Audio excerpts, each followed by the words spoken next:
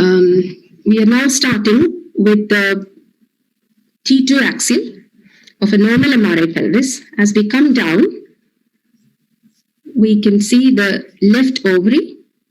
We can see a normal right ovary. We can see the uterus coming up with the endometrium, junctional zone, and outer myometrium. This is the cervix. There are small Nabothian cysts there. So this is a normal T2 axial. So if you're given a slide where you are not sure which T1 or T2 it is, then look for clues, like look at the urinary bladder, look at the endometrium. If they are bright, then you are looking at a T2 image. On T1, basically, you cannot differentiate between you cannot actually see the zonal anatomy. Even the ovaries would look intense. And then we have a fat-saturated T1 axial. Look at the bones. The marrow would look darker. And then, we cannot differentiate the zones. It's a normal sagittal. We can already see an ovary has come up. As we come down, the beautiful trilaminar, zone anatomy of uterine body and cervix. And then finally, we have a normal coronal. Okay, so now I have to come out of it. New share.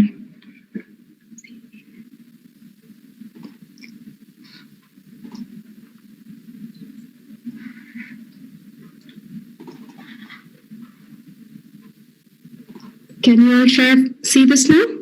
Yeah, I think we're back to the original. Okay.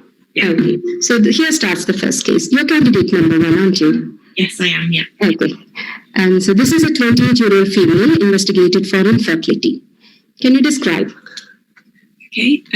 So I am presented with a hysterosalpingogram. I don't have a control, so this is where the speculum is already in an inferior in the vaginal os, and the cervical os has been cannulated and contrast has been instilled, and a single uterine cavity that is not normal, not entirely complete. It looks like a unicornate cavity with a single fallopian tube on the right with good spill of contrast through that, so a patent fallopian tube on the right.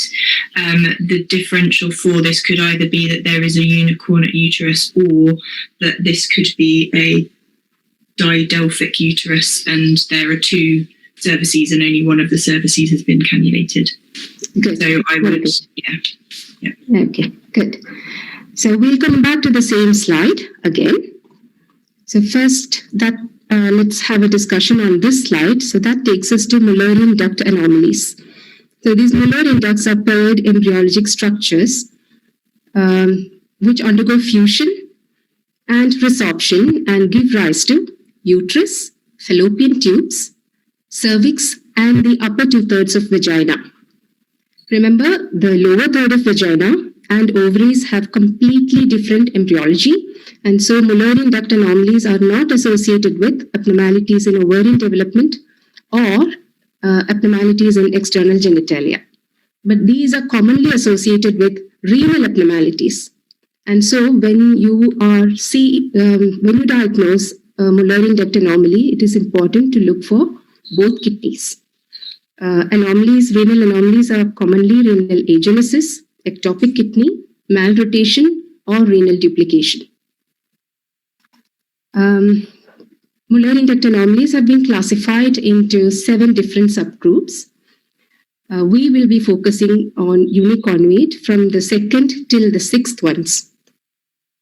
If we look at uniconvate uterus, it is important to spend some time on this slide so that it becomes easier for you to tackle the next few slides. So uniconvate uterus is again subdivided into 4 types. A uniconvate with a rudimentary horn that is communicating with the main cavity. So this has got functional endometrium. Second subtype is uniconvate uterus with a non-communicating rudimentary horn with functioning endometrium. The third one has a rudimentary horn without any cavity. There is no functioning endometrium. And the fourth type doesn't have a rudimentary horn. Amongst the four and amongst all these abnormalities, the second one, that is the one with non-communicating functional endometrium, is considered to be the most significant of all. This is because of the presence of functional endometrium, there will be cyclical menstruation. In the subtype 1, the menstrual blood can be discharged in the normal way, whereas here, because there is no communication, it results in retrograde menstruation. So there will be a hematometra first, leading to a hematosalpinx, and then with spillage of blood into the peritoneum. It is very commonly associated with endometriosis and endometrioma. The uterine didelphys is when the Mullerian ducts do not fuse at all. So you get two completely separate uterine cavities, two completely separate cervix and the upper vagina. Whereas in a biconvate uterus, which can be a complete or partial type, in the complete version, there are two separate uterine and cervical cavities. There is some degree of myometrial fusion. In the partial type, there are two separate uterine cavities but a single cervix. When we come to septate uterus, there is a division of the uterine cavity into two by a midline septum. It can be complete or partial. Now, how do you differentiate between didelphys, biconvate, and septate uterus? So here comes the key factor. It's the fundal contour, external uterine fundal contour, that decides which is which. So if you look at didelphys uterus, you can see the external contour. It just dips in. It is heart-shaped. Same goes for biconvate uterus, whereas in septate uterus, it has its normal convex contour. And so hysterosalpingogram has limitations in showing the fundal contour. So you have to ask for an additional imaging which can show a proper fundal contour. So these are the key points to remember when regarding Mullerian duct anomalies. Associated renal anomalies are there, and external uterine fundal contour is a key component of MDA characterization. Now, when you assess uterus for fundal contour on MRI, you have to get a true coronal of the uterus. This is achieved by planning the coronal slices parallel to the long axis of endometrium. So, and thus you get, which will show the smooth contour of uterus. Now, this is a normal hysterosalpingogram showing the distended uterine cavity, tubes with bilateral spillage. Let's come back to the first case again. Now, how will you approach this case again? Candidate number 1. So this is a hysterosalpingogram where cervix has been cannulated of contrast and still. This is a unicornate, so a single uterine cavity communicating with a right fallopian tube with healthy spill. I cannot see a left side, a uterine cavity on the left side, and or a left fallopian tube. So my differential remains whether this is a unicornate uterus. It doesn't. There's no communicating rudimentary horn, and I would need to ascertain from the person that was performing it whether there were two cervices or not, and also further investigate with an MR. Okay, so here you go. Okay. So I've got coronal views, and then the third image is focused on the pelvis. There are two uterine cavities that are separate. However, they seem to meet so there's two separate uterine cavities. Mm-hmm. And the uterine fundal contour is completely separate. Mm-hmm. I can't see the cervix on this. Okay. Can you see if the two uterine cavities, are they communicating with each other? Can you see? If I can't see that they are on the images that I've got. They seem quite separate. Although the second image, they could be coming down lower to communicate, but I'm not. It doesn't appear on the views that I've got. I don't think they are. so in the views that you've got, you can see two separate uterine cavities. Yeah. And they are not communicating. No. Yeah. And the first one has got the appearance of a well-formed uterine cavity, and the other one sort of looks like a rudimentary, but it's got endometrium inside. Okay. So we were actually looking at a uniconvate uterus with a non-communicating left horn with functioning endometrium. Okay. Okay. So this is subtype 2B. 2B. Okay. And is there anything else that you can see? I can see that there is a normal right kidney, but an absent left. Well done, well done. So these are commonly associated with renal anomalies. So if you're given a Mullerian duct image, make sure that you ask for an imaging to look at the kidneys. Okay. Good. So yeah, the two separate hysterosalpingogram.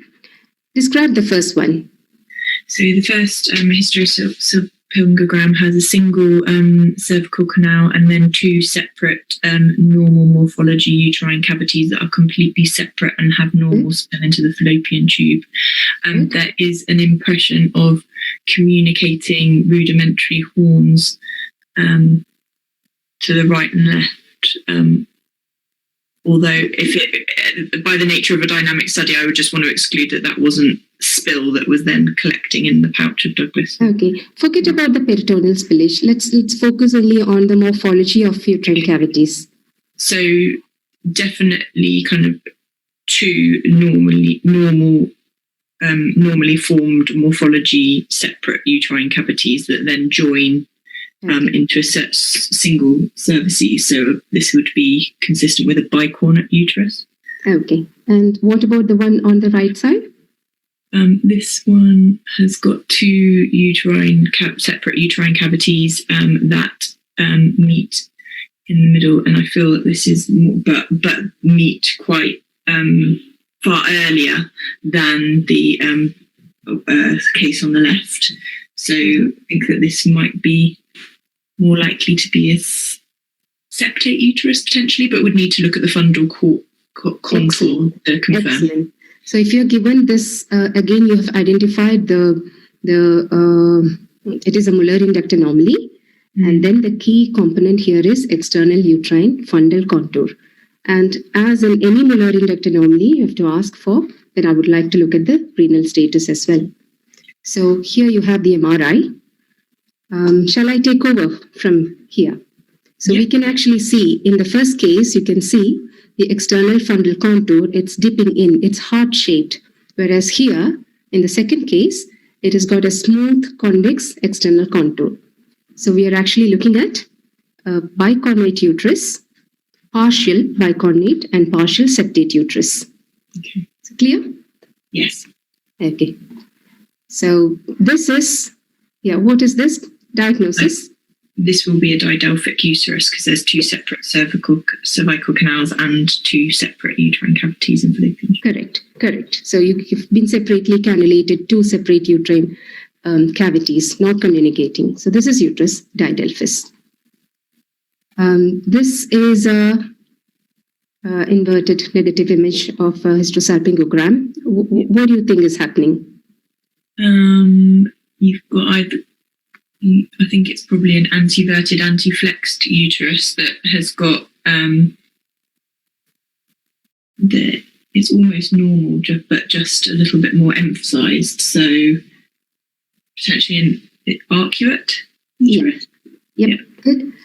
So this is an arcuate uterus where it's essentially a normal uterus, except that there is a prominent fundal impression on the upper part of endometrial cavity. So this is an arcuate uterus. So that brings us to the end of congenital anomalies. So your Chapman has classified endometrial abnormalities to diffuse and focal abnormalities, conditions having both endometrial and myometrial abnormalities. focal and diffuse myometrial masses. So, but in this session, we will be focusing on endometrial CA, fibroids, and adenomyosis. Okay. So thank you, candidate number 1. Shall we have candidate 2 unmuted, please?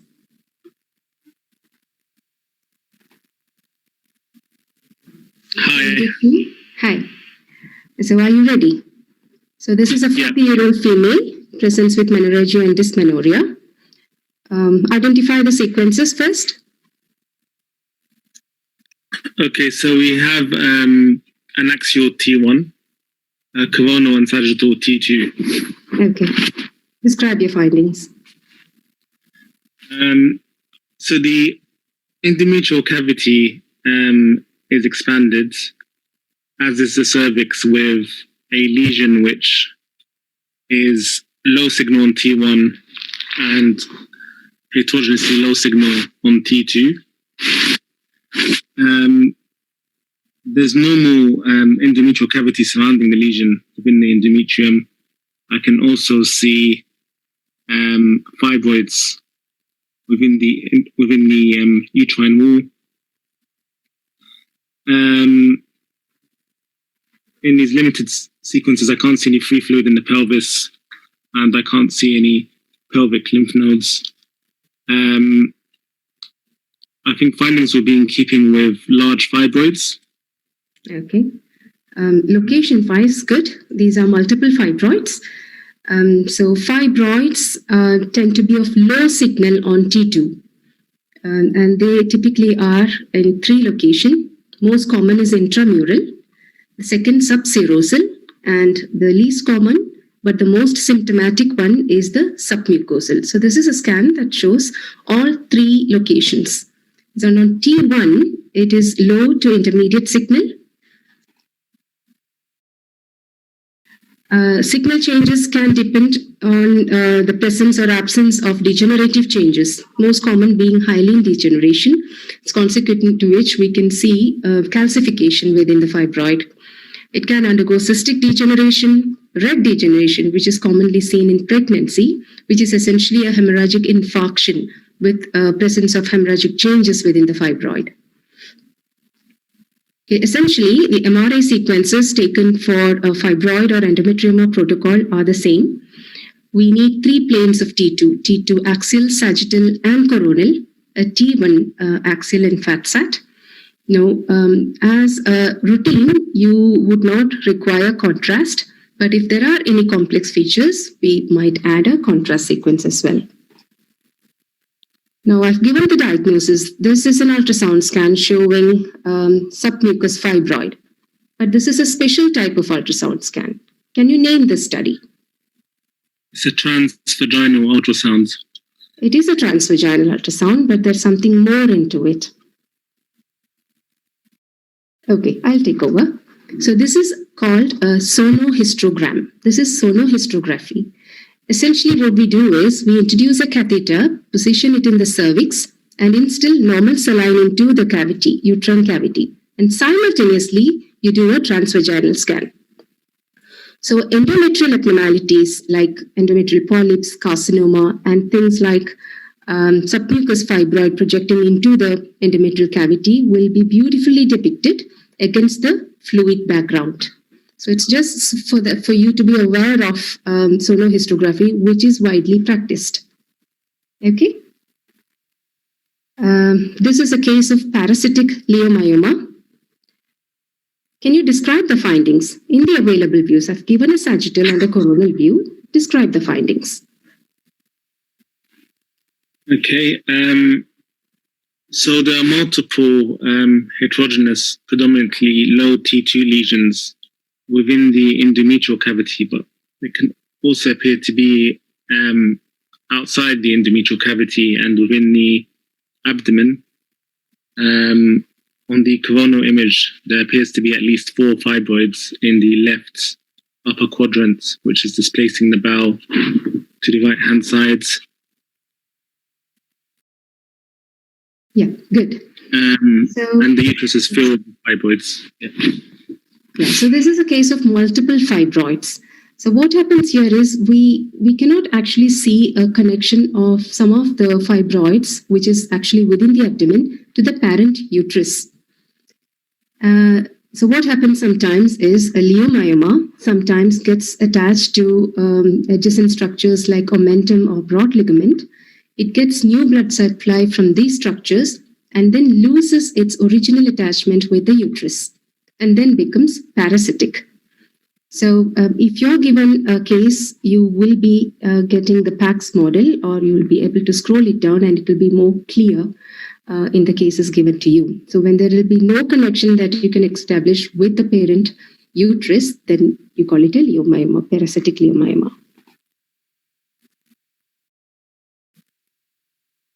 Yeah, candidate number 2. Okay, so we have selected MR images of the pelvis. The top left is a axial T1, T2, and then I think we have dynamic sequences post-contrast.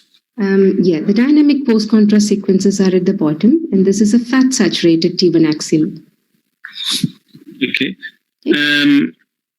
So there are large rounded lesions which appear to be the possibly ovarian, and they demonstrate intermediate low signal on T1, high on T2, and do not demonstrate any suppression on the fat suppressed sequences. So the findings will be in keeping most likely with a blood product. Having a look at the dynamic sequences, I can't see any enhancement of these lesions. So in summary, this would probably be in keeping with hematosalpinx or some sort of blood product. And Okay. yeah. Okay. I'll take over from here. So you have correctly identified blood products. Good. When we actually look at it, the structure on the left side, it's low on T1, high signal on T2, and it is still of low signal on fat saturated. So it does not show a hemorrhagic signal, whereas the larger lesion on the right does show hemorrhagic signal. It is of high signal on T1 as well as the fat saturated images. If you actually look at the post-contrast image, we can see that the larger lesion has got a solid component that is enhancing to the same extent as the uterus. It is sort of connecting it to the uterus. Even on the left side, the lesion, the smaller lesion, has got an enhancing solid component which is attached to the enhancing uterus, and that solid component enhances to the same level as the myometrium. So these are pedunculated subserosal fibroids which have undergone degeneration. The smaller one has got cystic degeneration, whereas the larger one shows hemorrhagic changes as well. Okay? So in the exam, it's less likely that you'll be shown a simple, straightforward case of a T2 low signal fibroid. You're more likely to show more complex cases like with degeneration or with prolapse or with torsion, things like that. So I'm going to show you a PAX case.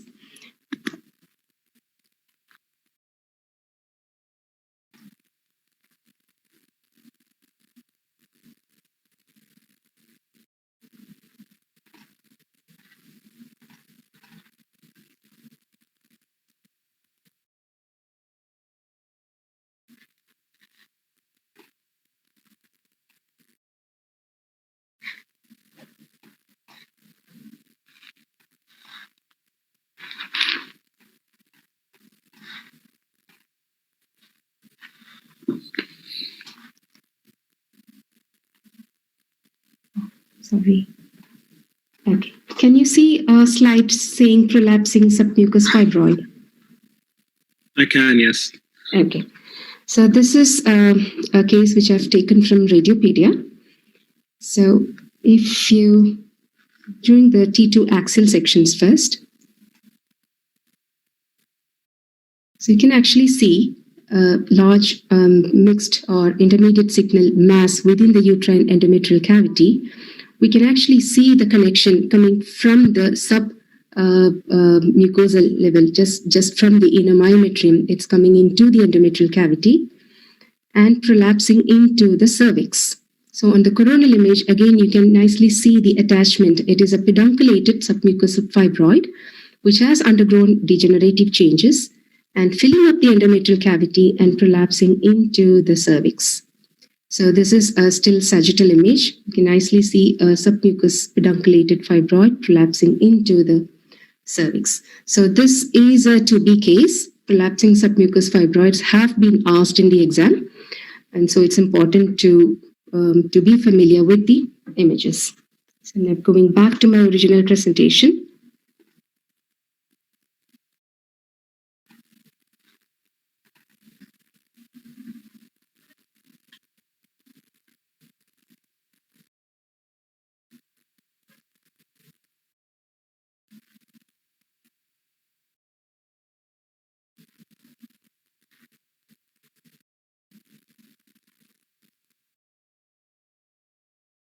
Oh, sorry.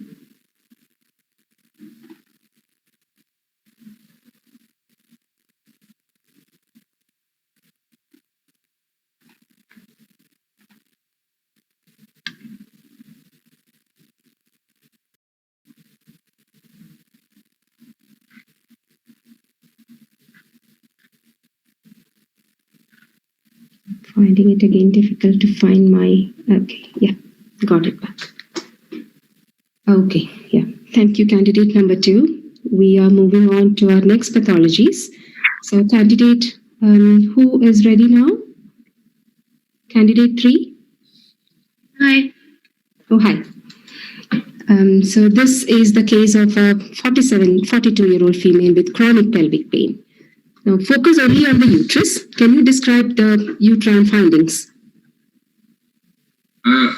Anjali, can you go to a PowerPoint mode, the slide mode, because now you are fine. You are fine now. Thank you.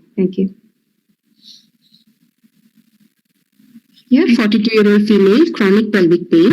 I've given you a single sagittal T2 image. Yeah. Can you explain the uterine findings? So on this sagittal view, we can see that the uterus appears quite bulky with a heterogeneous but low signal, particularly on the posterior wall. I can't definitively identify the junctional zone. Okay. So in a patient with this history, you would consider adenomyosis, particularly with those high T2 signal foci in that posterior fundal wall. Good. So, yeah, this is a case of adenomyosis. So when you go back and look at your zonal anatomy, this is the junctional zone, and it is maximum thickness should be 12 millimeter. So in our case, we can see diffuse thickening of the junctional zone, which is more in the posterior myometrium. We can see tiny cystic signals within the thickened junctional zone. These are enlarged endometrial glands.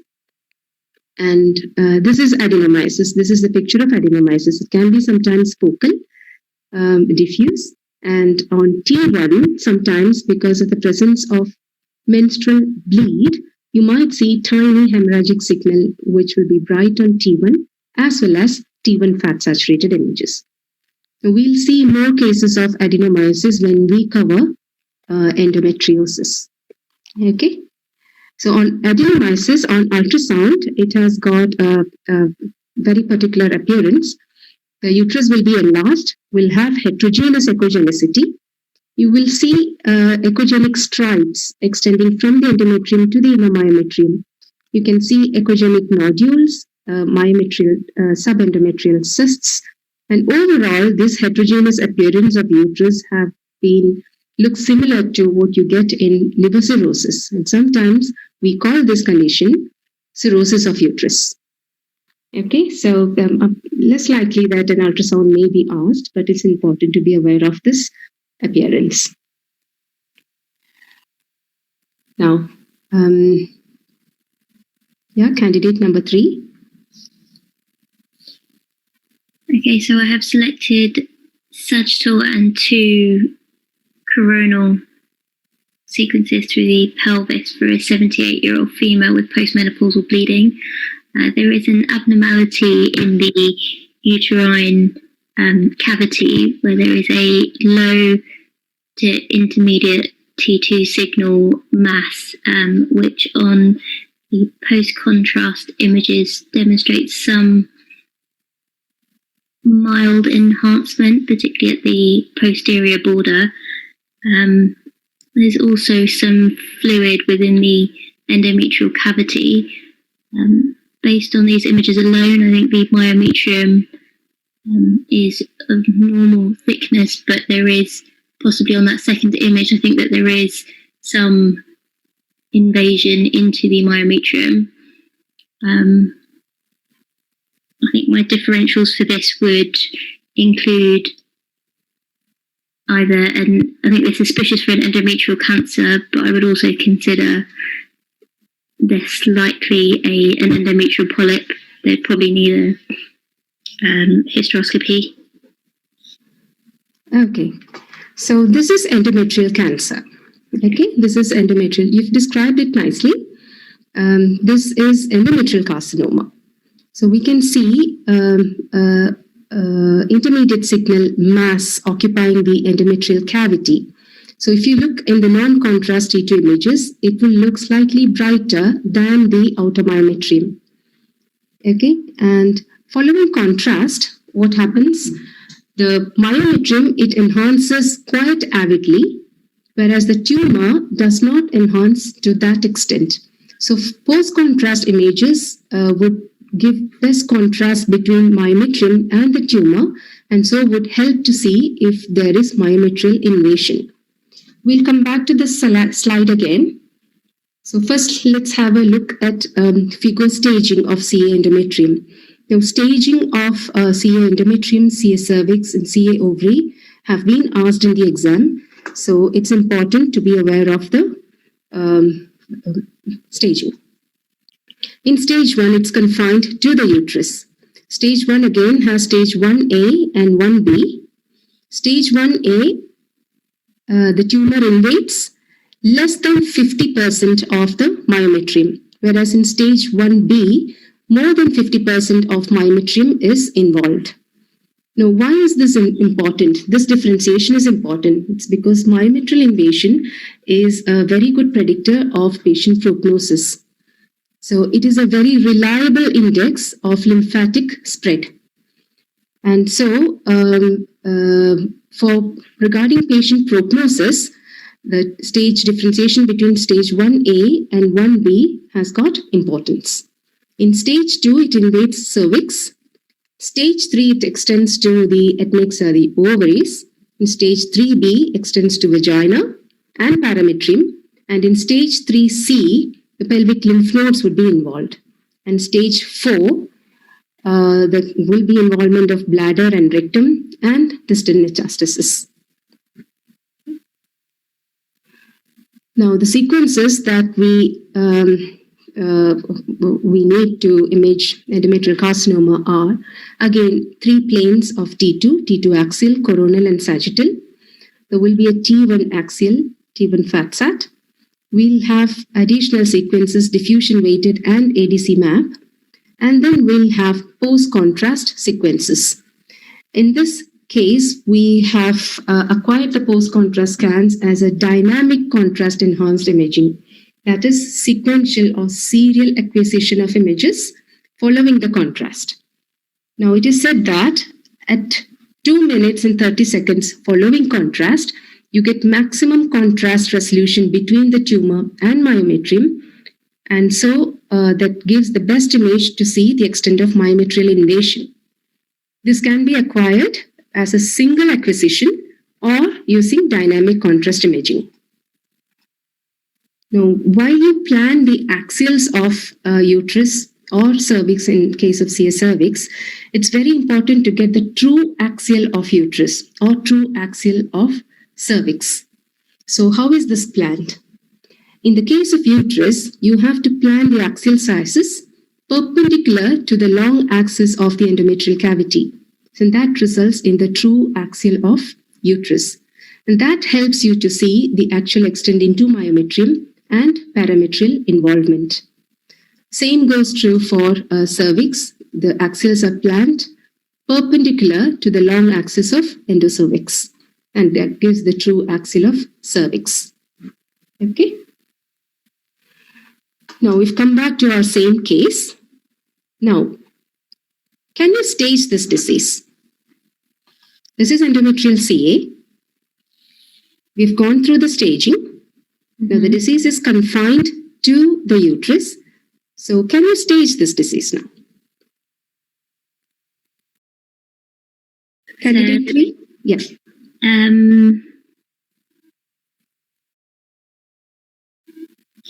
Okay, let me help you here. I was going to say, I think that there is some myometrial invasion, but it's... Good. I'm trying to decide whether it's more or less than 50%. I think I'm going to go with more. Okay, sometimes it becomes a gray area, but if you actually look at the images, you can actually see the compact junctional zone there. Here there is extension into the inner myometrium. If you look at the outer myometrium, that actually shows a good thickness of the outer myometrium, shows enhancement similar to the rest of the myometrium. You are not seeing actually tumor extension into a good depth of outer myometrium. So there's less than 50% of involvement of myometrium. Okay. So this is a stage 1A. Okay. And in the available axial images, you can see a few lymph nodes there. These are the lymph node criteria is, one is dimensions. So these were some centimetric and short axis. The second is morphological appearance. So even if they are subcentimetric, if morphologically they looked round with areas of necrosis, then you would consider them as positive lymph node involvement. In this case, they do not fulfill the criteria, and so they were not highly suspicious. So if the lymph nodes were found to be positive, then the staging goes up to stage 3. Okay? Yeah. So we have also given ADC map. The tumor shows restricted diffusion. It's low on ADC map. Yeah? Candidate 3 again? Yes. Okay, so on these selected transvaginal ultrasound images for a 60-year-old patient on tamoxifen, I think there is a large rounded heterogeneous lesion, which I believe is within the endometrial cavity. I can't see the superiormost portions of it on the first image, but on the second image, it looks like it's well-rounded within the endometrial cavity. Okay, good. So what is the cutoff for endometrial thickness if the patient is on tamoxifen? Less than 5. Less than 5 millimeter. Same goes for in the presence of postmenopausal bleeding. Again, less than 5 millimeter is accepted as normal. So here, the endometrium is quite markedly thickened. It's close to 4.5 centimeter. So we are worried about a endometrial CA. Yeah. So we have the MR images. Now, you don't have to describe it. Mm-hmm. Stage it. Give me the stage. Okay. So I think that it is confined to the uterus, but on the post-contrast fat-saturated image, there is more than 50% involvement of the myometrium. Excellent. So that would make be a 1B. Well done. So that's a 1B. So you can see the thickness of normal thickness of myometrium. So this tumor has involved more than 50% of myometrium, and the serosa, the outermost layer, is still intact. And there is no extension into the parametrium. No lymph nodes are seen. So this is a stage 1B. Very good. Now, given the diagnosis, this is a CA endometrium. Post-treatment, patient had vaginal stenosis. and had residual tumor and hematocolpometra. So I would like you to describe the findings again.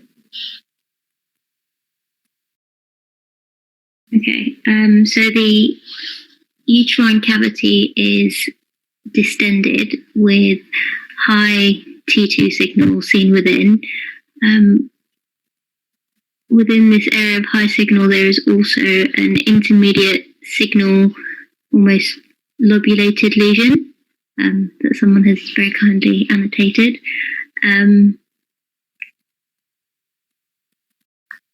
Yep.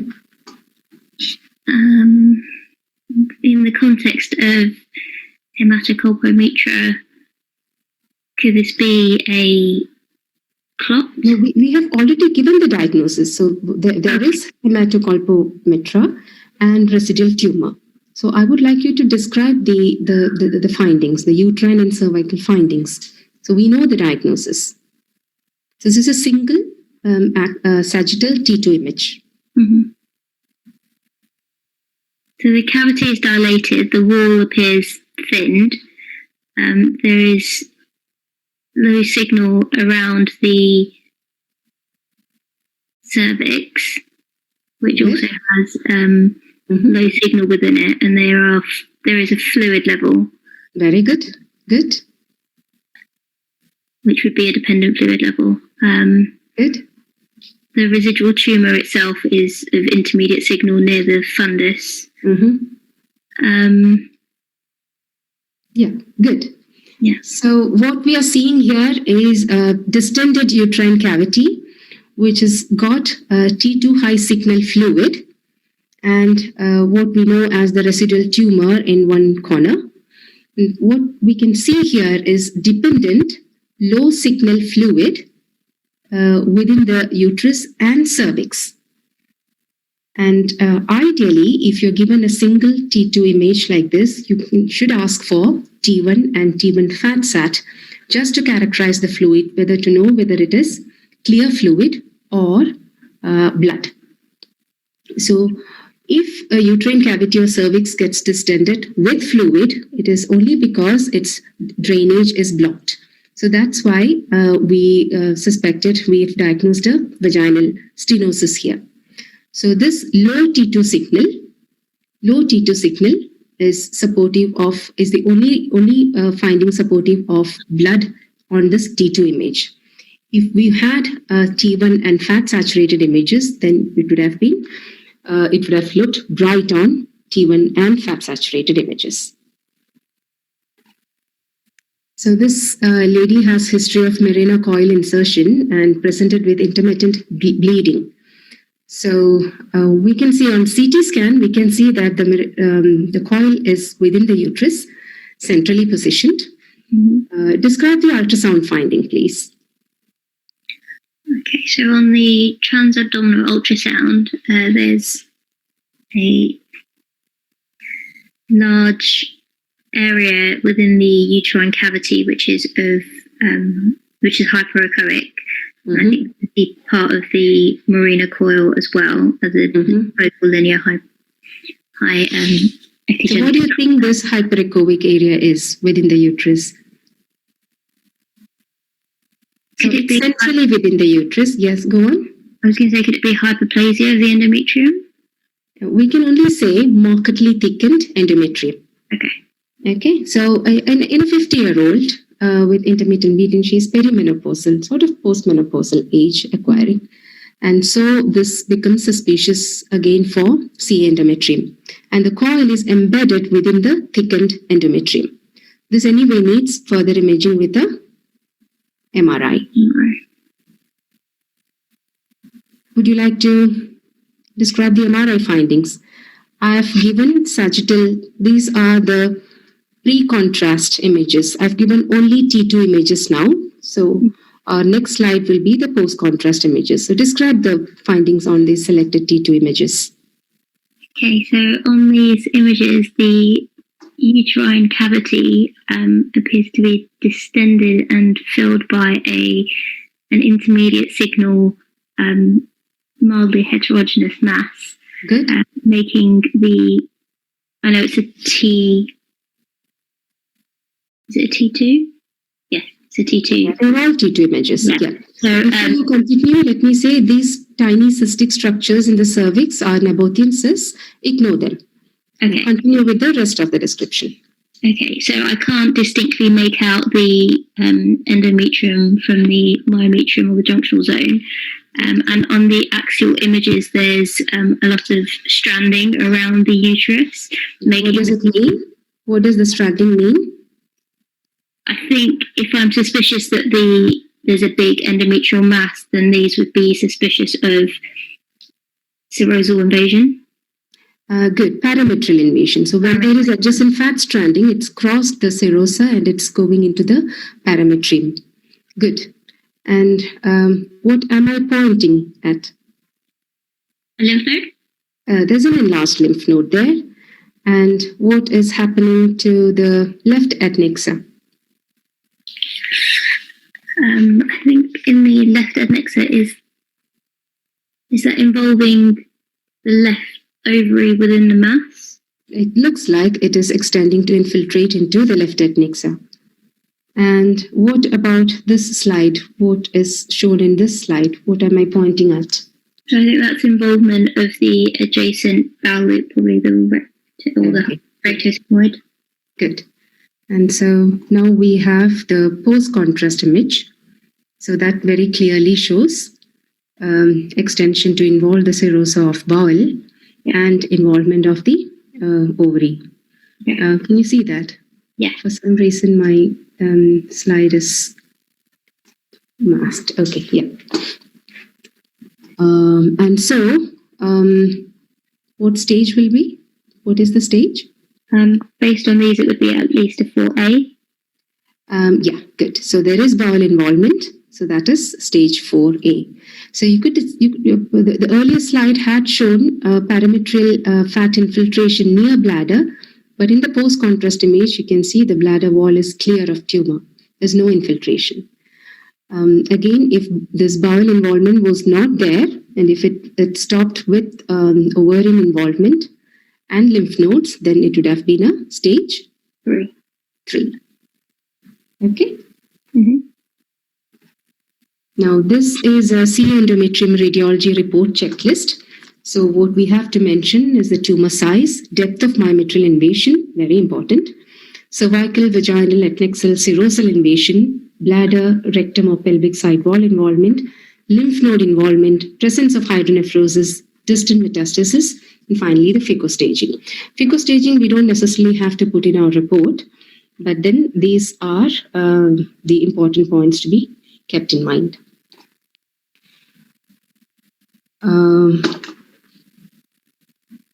Yeah, candidate 3 again. Okay, so on the selected T2 sagittal and I think axial images, there is an abnormality centered around the cervix where there is an intermediate signal mass. Mm-hmm. This is, I think, possibly invading superiorly into the uterine cavity. Mm-hmm. And on the axial image, there's an indistinct border posteriorly with maybe some stranding of that fat and extension to the rectal bladder. Yeah. Okay. So I would. So what are we looking at? What is the diagnosis? A cervical cancer. Yep, this is a case of CS cervix. And let me take over now. CS cervix. So this is now confined to the cervix. The tumor is not involving anything anywhere else. It is confined to the cervix. Okay. So usually cervical tumors will be of intermediate signal on T2 and can be very clearly seen from separate from its bulky middle layer of fibrous stroma. Now, if you're actually seeing a layer of T2 low signal fibrous stroma all around it, then you can actually say there is no parametrial invasion. Okay, so this tumor is confined to the cervix, and so this will be a stage 1. Stage 1. Okay. Yeah. So this is cervical cancer staging. In stage 1, it is confined to cervix. In stage 2, it goes beyond cervix to involve the upper 2/3 of vagina, where it is 2A, and into the parametrium, where it is 2B, but does not extend to the pelvic side wall. In stage 3, it extends into the lower third of vagina as well and can involve pelvic side wall. And in stage 4, involvement of adjacent organs or distant metastasis. Okay, so coming back to our case, this is confined to cervix, so this is a stage 1 tumor. Yeah. Here is another tumor. There's a large bulky tumor centered on the cervix. It extends to the upper vagina. So when it extends to upper vagina, it becomes a stage 2A. And if you look at this, okay, let's look at the T1 here. You can see the tumor is extending and infiltrating the parametrium. If it involves, it is going up to the pelvic side wall. So when pelvic side wall is infiltrated, so that makes it a stage 3B. Right? So we are already looking at a stage 3B tumor. Additionally, we can see enlarged lymph nodes along the iliac group. There is an enlarged necrotic lymph node here.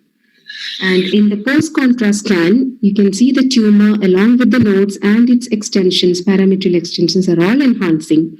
And you can clearly see that the rectum and bladder are not involved. So it is not a stage 4 disease, but it is a stage 3B disease.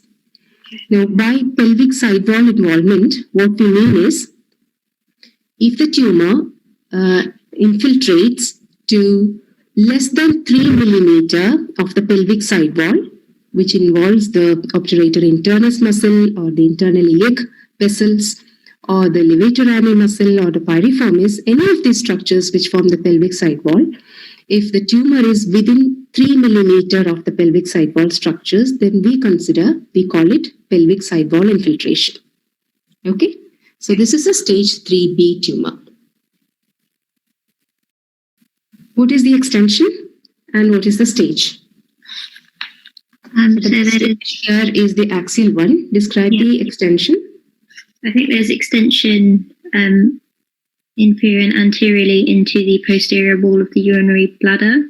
So I think that would make it a stage 4. Good. So this is a stage 4 disease. So we can see, although this is a parametrial involvement is there, if the bladder involvement was not present, this would have been a stage 2B disease. Okay? So clear? Yeah. Okay. So this is a case of treated CA cervix. We can see T2 low signal filling up the cervix, which is of high signal on T1. So ideally, when you see a high signal on T1, you should have a fat saturated image. I don't have a fat saturated image displayed here, but it did not suppress on fat saturation. So this is a hematocolpos consequent to vaginal stenosis, consequent to treatment. Okay, so we have a CA cervix radiology report checklist here.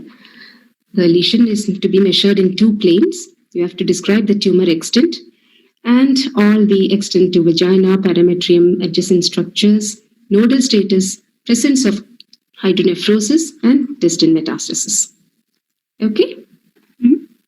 So just for completion's sake, this Chapman has given a lot of differential for abnormal filling defects on hysterosalpingography. So I've just collated a few images from online resources just so that you're familiar with them.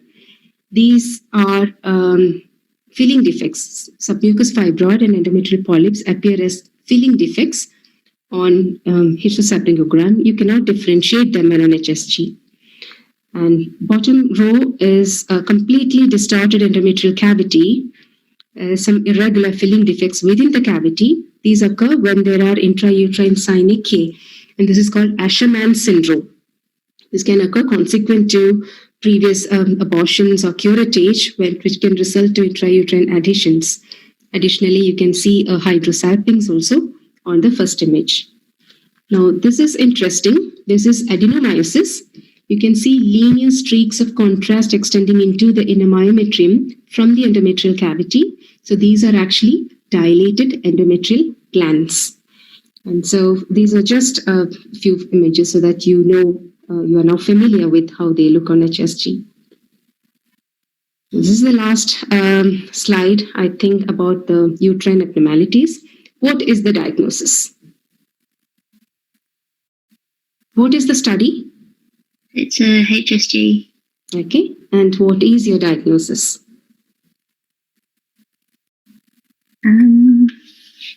If you have seen this once before, then you would be able to answer. But if you have not, then it's a difficult answer, difficult to answer it. I've not seen it before. Okay. But So this is venous intravasation of contrast. So that appears when you are forcefully injecting contrast into the uterus. What happens is the contrast is intravasated into the venous and lymphatic channels of uterus. And you will not see an opacified uterine cavity. You will see a bizarre appearance of draining linear structures, and these are draining pelvic vessels. So once you see it, you will remember it. Sometimes the HSG may show a tiny uterine cavity, but this appearance of a draining vessel is characteristic. Okay, so this is venous intravasation of contrast. It is not a pathology by itself. It is because of the forceful injection.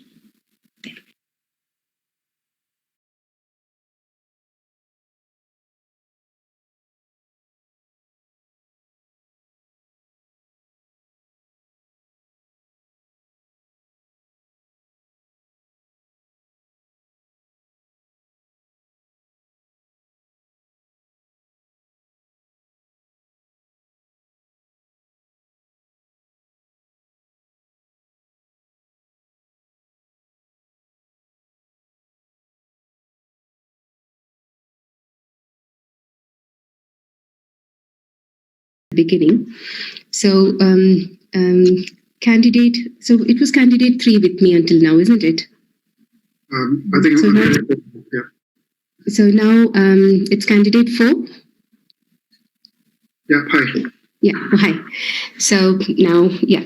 So we are now going to look at the actinic cell lesions, okay? So before we actually go into the cases, let's have a look at how to approach an actinic cell lesion.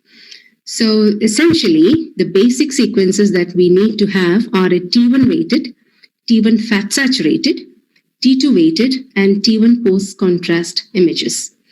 For many of the pathologies, you may not require a T1 fat saturated sequence, a T1 post-contrast sequence, but the diagnosis may be evident, can be confirmed with T1 weighted and T1 fat sat and T2 images. So a simple cyst would be low signal on T1, low on fat sat, bright on T2, and will not enhance.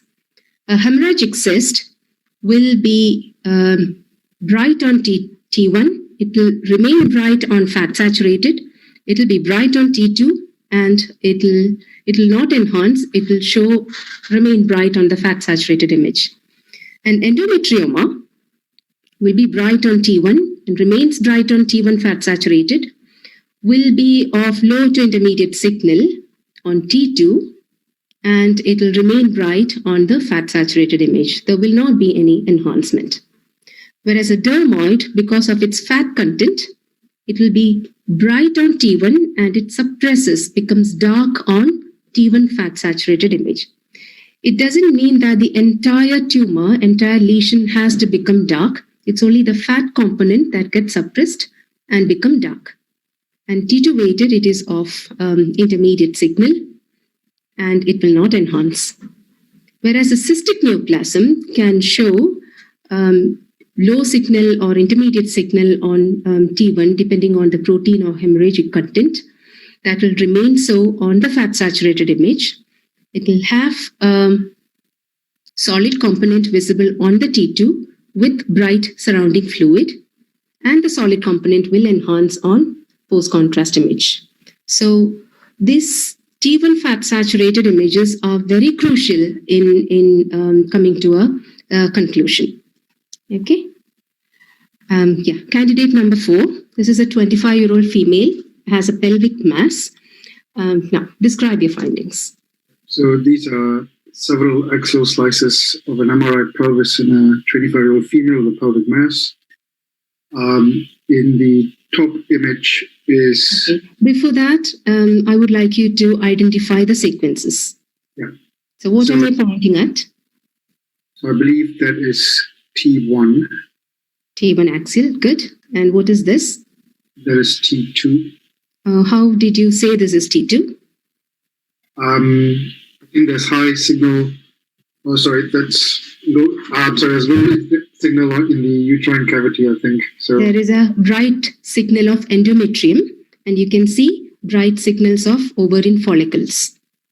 Okay, so look everywhere else for some clues. There might be some free fluid which is bright, endometrium, urinary bladder, bright T2 follicles. So they're all giving clues as to this is a T2. And this is a? And this will be a fat suppressed image. And here we have a fat suppressed T1P pre and post contrast. Okay, continue with your findings. So there is a mass lesion anterior to the uterine cavity with mixed signal on T1 and on T2 as well. There are areas of high T1 signal within a loculated area in the left side of the mass itself. There appears to be a fluid level, and there's an area of low signal intensity in the superior aspect as well. Moving on to the center image in the top row, the areas which were low T1 signal demonstrate high T2 signal, which will be in keeping with our fluid. And in fat saturation, I note that the superior aspect of the loculated left side area suppresses, indicating it is fat. Okay. And in the post-contrast fat side images, there's no significant enhancement, I think. Good. So your diagnosis is?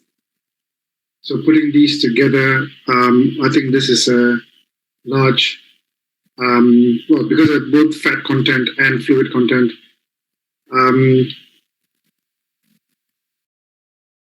I was thinking this could be a dermoid cyst, but I'm not 100% sure. I think it is, yeah. It is a dermoid cyst. Yeah. So if you identify fat signal within adnexal lesion that doesn't show any enhancement, the fat is, we've confirmed it is fat because it's been suppressed on the fat suppressed image. You can confidently say this is a dermoid cyst or a mature cystic teratoma. Yep. Okay. So you've described it well. So here we have a multicystic, a complex adnexal mass, which has got predominantly low signal in T1 with focal areas of high signal, which is getting suppressed on T1 fat saturation. On T2, the fat remains intermediate signal. The rest is showing fluid signal.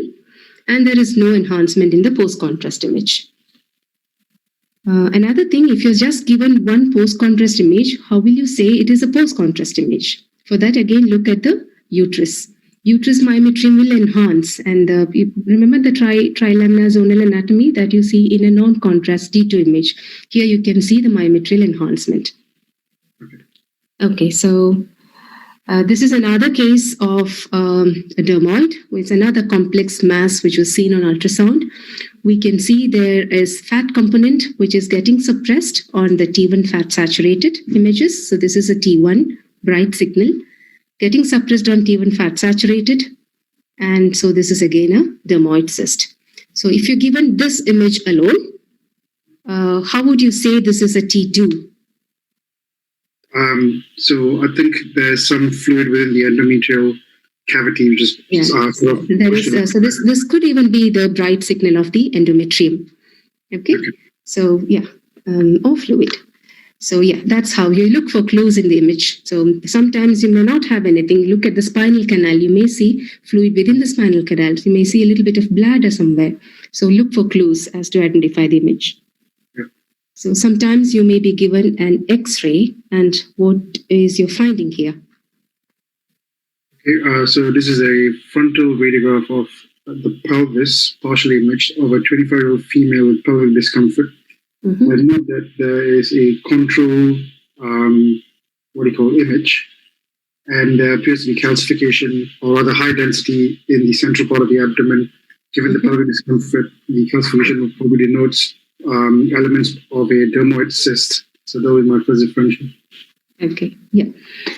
You can actually, if you stretch your imagination, you can actually see that this looks like a tooth-like configuration. I don't know if it's that clear on your screen, but yeah, yeah. So in a female, if you see this kind of dense calcified opacities, you have to think of dermoid in the differential. And yes, CT did show a dermoid with calcification and fat density. Now, on ultrasound, you may never know. You may be given an ultrasound image of a dermoid. So on ultrasound, it can have varied appearances. So it can be diffusely or partially echogenic. Because of the presence of floating hair and sebum, it can have areas of posterior dense shadowing. And here you can see peripheral dense nodule, a peripheral dense echogenic, not dense, a hyperechoic nodule in the periphery with posterior shadowing. So this is called the dermoid plug or the Rokitansky nodule. So this is another appearance where you get multiple dot and dash of hyperechoic foci. And to the bottom right, you have a floating ball appearance, which is the least common, but if you're shown that, it is 100% pathognomonic for dermoid cyst. Okay? Okay. So Chapman gives a differential for unilocular cyst with internal echoes, and these are the differentials. We have covered dermoid cyst. We've seen corpus luteal cyst. We will look at some of the other pathologies as well. Candidate 4 again. So this is a 48-year-old female, sudden onset of right iliac fossa pain. So she had a CT scan. Okay. Yep. So these are three representative images of a contrast enhanced CT, two axials, and a coronal image. There is a fairly well circumscribed lesion in the right adnexa with areas of mixed densities, which are keeping with fat and calcification and soft tissue. Contrast enhancement, there's rim enhancement around it and surrounding fluid density material. And this is in continuity with the uterine region as well. And there's free fluid on both sides of the pelvis. So I think this is in keeping with a torted ovarian, a dermoid cyst or ovarian cyst. Differentials include hydrosambulics, but less likely. Sorry, what was your differential? Possibly hydrosalpinx or a ectopic pregnancy as was possible, but I think my top differential will be a dermoid cyst, which is torted. Okay, so this is a torsion of an ovarian dermoid. So if you're saying hydrosalpinx or any other things, then how would you explain the fat density there? So you've already identified a lesion, adnexal lesion containing calcification and fat, and that is a dermoid cyst. So there is no other differential here. Especially when we are not seeing the convoluted tubular pattern of a tube.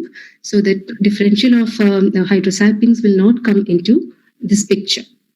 Okay? So if you have seen an adnexal mass and you've identified it as a dermoid cyst, and if it shows, and with the history of sudden onset severe right iliac fossa pain, and if it shows adjacent fat stranding and significant fluid, then that is sufficient to call it a torsion of adnexal mass, torted dermoid cyst. Now, the other differentials of right iliac fossa pain will be there in the clinical differential, like appendicitis. So we have in one of the cross-sectional images, we have a normal-looking appendix. So anyway, this was a torsion of dermoid cyst or adnexal torsion. This has been repeatedly asked, so it's important to be familiar with this appearance. Okay? Good. So the complications of dermoid cyst are torsion is the most common, followed by rupture. Malignant transformation and infection are rare complications. The dermoid can have thyroid tissue within, so that's called struma ovary, and in which case it can develop hyperthyroidism. There's a possibility that it can develop hyperthyroidism. So this is a case. The lady presented with sudden onset severe right-sided abdominal pain and an abdominal mass. So this was the first imaging that we had. So we can see a large mass, abdominal pelvic mass extending from the pelvis into the right side of abdomen. It has got very clear fat-containing fat densities. And so this was diagnosed as a dermoid cyst, and malignant change was suspected. Considering her severe pain and the presence of a fluid, we also gave the possibility of torsion. This patient worsened, deteriorated in the next few hours, and a follow-up CT scan showed that the entire mass, which the solid component, had now become necrotic. The lesion had enlarged, more free fluid, and if you actually look at the series 2 axial image, you can see fat density outside the main tumor within the ascitic fluid. So this is in keeping with a rupture of dermoid cyst. And soon she developed superadded infection as seen by peripheral enhancement and presence of air. So this lady had all complications that can happen to dermoid. So, but we couldn't confirm if there was any malignant change actually associated in this case. So if you are given a case of dermoid and if you can confidently see fat density outside the tumor within the fluid, that is rupture of dermoid. Yeah, candidate 4 again. Yep. So these are representative slices of an MRI scan. The top left image is a T1 image, which shows a high signal intensity lesion that is fairly well circumscribed in the left adnexa, more towards the pelvis, towards the rectum rather. And in the second image, there's a fluid level. What is the second image? What sequence is it? So this will be a T2 with a fluid level, with the high signal being the upper part of the fluid signal. Mm-hmm. And in the last image, it's I think this is a T2 surgical. Good. Yeah. Well, which shows some increased low signal intensity in the inferior aspect of this lesion. Mm-hmm. So this is a cystic lesion with 3 different signal intensities. What is your diagnosis? So I was wondering if this is an endometrioma. Okay, so something was missing in this. You are right, but something was missing in the sequences that I gave. If you have seen something hyper intense on T1, what should you ask your examiner for? Like a fat set image. Exactly. So a fat saturated sequence was missing. So here you go. So now? So in the fat saturated image, the low T2 signal is it's high signal basically, so it is not fat and slightly blood. And this will be in keeping with the endometrioma. Good. So this is an endometrioma. Yeah. So endometrioma, so let me go back to the slides. Endometrioma, because of repeated cyclical bleed, so it is a hemorrhagic lesion. So it will be bright on T1, remains bright on fat saturated image. And on T2, it will be a low signal. We'll come to that. And this appearance is called T2 shading. And these features all fit with an endometrioma. So what do you mean by T2 shading? T2 shading is actually the inherent low signal or the reduction in signal on T2 weighted images within the endometrioma when you compare it with T1. So on T1, if it is bright signal and T2, it is low signal, low or intermediate signal, then that appearance is called T2 shading. T2 shading, it heavily depends on the amount of protein and iron content within the endometrioma because of repeated cyclical bleeding. and it can have various appearances. It can appear as a fluid level. It can appear as a homogeneous low signal lesion or as a gradient loss of signal. Now there is another sign, which is the T2 dark spot. So in the periphery of the endometrioma, close to the wall, you can see very low signal foci within the lesion. So these are hemosiderin-laden macrophages which have accumulated over repeated cyclical bleeding. So this is another sign you see in an endometrioma. So although this is T2 shading is a very sensitive sign, you have to remember that it's not specific for endometrioma.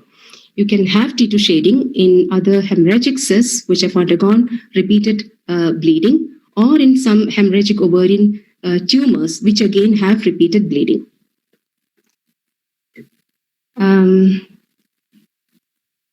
Candidate 4, I think you've covered the previous dermoid pathology as well, isn't it? So I think we'll move to the next candidate. Candidate 4, thank you very much. Hi. This is a very interesting case. I've taken it from Radiopedia. I'll help you a little bit with this. This is T1. The first top two are T1 images. This is a T1 FATSAT. This is a T1 post-contrast. And the rest are all T2 images. Now, can you describe the findings? There are a lot of findings here. Describe the findings. So I can see on the top images that there is on the T1, there is a hypointense with a central hyperintensity anteriorly. Mm-hmm. And then going on to the next, which is a T2. This is again a T1. Oh, sorry, yeah, the T1. It is bright again, and it looks like it's a multi-septated lesion. Yeah. There's no solid nodule at this stage that I can see. Mm-hmm. And then as I go on to the further images, fat saturated T1. On the fat sat, it remains bright. So bright on T1 and then bright on the T1 fat sat. And then I think I've got the post contrast on which some of the elements show avid enhancement. The central stroma, what I could call, appears iso-intense, but some of the ovoid elements show enhancement more than the central. What is the enhancing part, the central stroma that you call? What is that structure? That is actually uterus. That's a uterine myometrium that is enhancing. Okay. Yeah. That's a uterine myometrium. Then the next sequence, I can see 2 endometrial cavities. Good. Yeah, and then in the lower on the lower slices, which are all T2, I can see that there are bilateral on the coronal. There are bilateral adnexal lesions, well defined. The one on the right appears iso-intense, and the one on the left has a single septum, no solid elements, but again is hypo-intense to iso-intense, and no abnormal intermediate signal within the uterus in the first 2 images. But I could see the 2 cavities. If this is part of the same patient, then I cannot see the second cavity on the lower slices. Okay, don't worry. In the lower slices, I should have explained it better. I have given serial coronal images. This is from the back, posteriorly, and coming forwards. So as I'm coming forwards, I can see the first uterine cavity, again the same uterine cavity, and it's sort of ending here. And in the anteriormost image, I can see suddenly a second uterine cavity.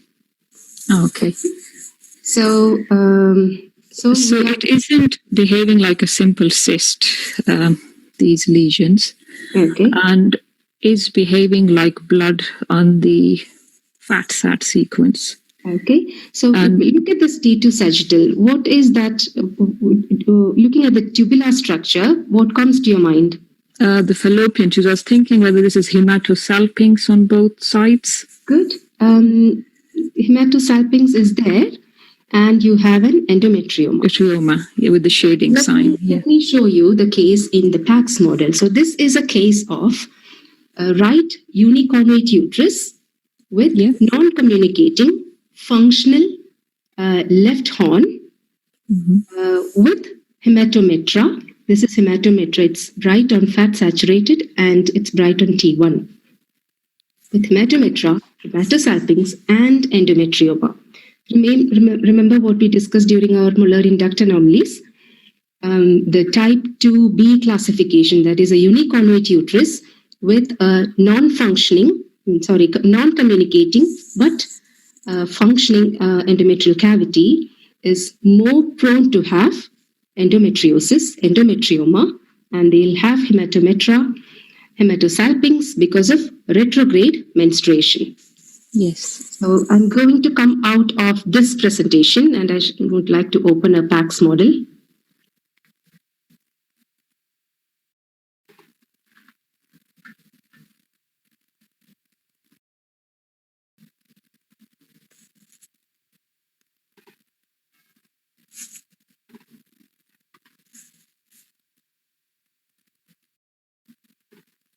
Can you see the slide saying right uniconvate uterus? Yes, I can.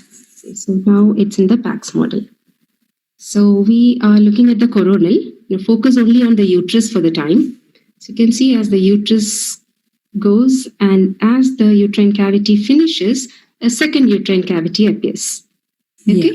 And I'm coming back down again. Now look at the ethnic. So you can see a normal right ovary there. You can see that it's on the left side, so normal right ovary. So this is the left side hematosalpinx, which ends in a endometrioma. So which is the sagittal. So as in the sagittal, you can see the nice convoluted tubular hematosalpinx and two separate endometrial cavities not communicating. Okay, and on axial T1, you can see an incidental small hemorrhagic follicle within the right ovary. You know that the normal cavity does not have blood within. The hematometra is within the non-communicating rudimentary horn. Okay. So, and this appearance of multicystate cystic structure, it was more clear that this multicystate area was a tube, which we actually saw on the sagittal images. Axial fat sat confirms that it is blood. Okay. Yes. So it is going to come out of it. This is a very nice case showing the complication and importance of properly classifying it into the type 2B uniconvate uterus.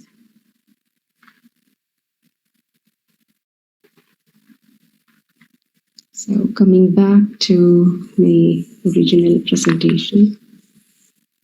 That's it. Easy.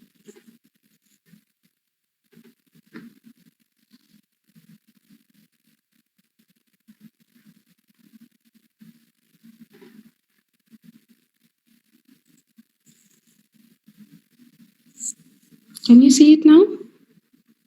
Yes, I can see the case that you showed me. Yeah. And now I'll go on the slideshow. Yeah. The slideshow mode, please. Yeah, it's in the slideshow mode now, isn't it, Dr. Khan? Yes, it is in a slideshow to me now. Yeah. So endometrioma, this is a classical appearance on ultrasound.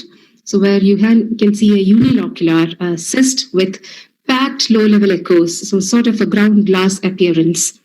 Okay, so it will not have any internal vascularity. It will have good posterior enhancement.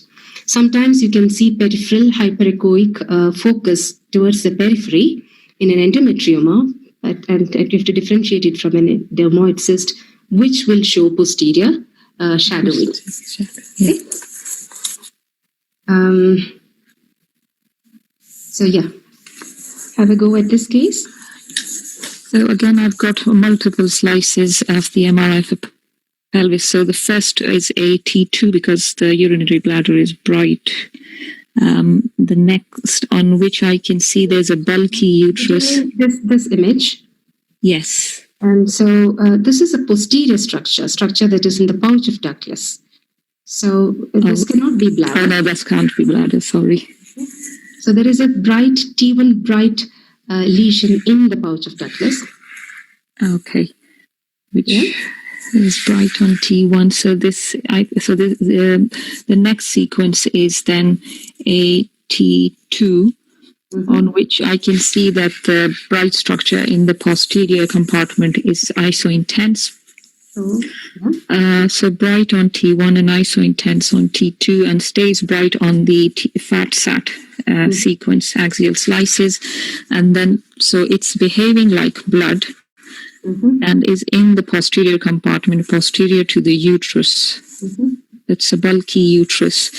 Then on the sagittal sequences, again, it confirms that this is an T2 isointense signal lesion posterior to the uterus and is separate to the uterus. And the uterus is bulky and has fibroids within it, subserosal.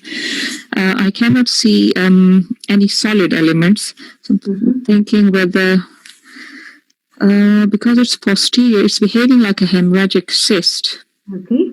But it is not in the right location. No, you can for it to be an ovary. If you have endometrioma, you can have ovary anywhere, isn't it? It doesn't have to be a textbook like. It can be positioned in the pouch of Douglas anywhere. So if you're seeing in the pelvis or in the right or left or in the pouch of Douglas a lesion like this, then without any solid components, be confident you can call it an endometrioma. And we are seeing a beautiful T2 shading in this case. Yes. Okay.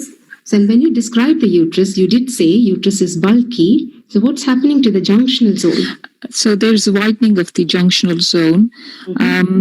I cannot see the classic T2 high signal suggestive of adenomyosis, but widening of the junctional zone would suggest an adenomyosis. Okay. So there is diffuse widening of the junction zone. This is adenomyosis.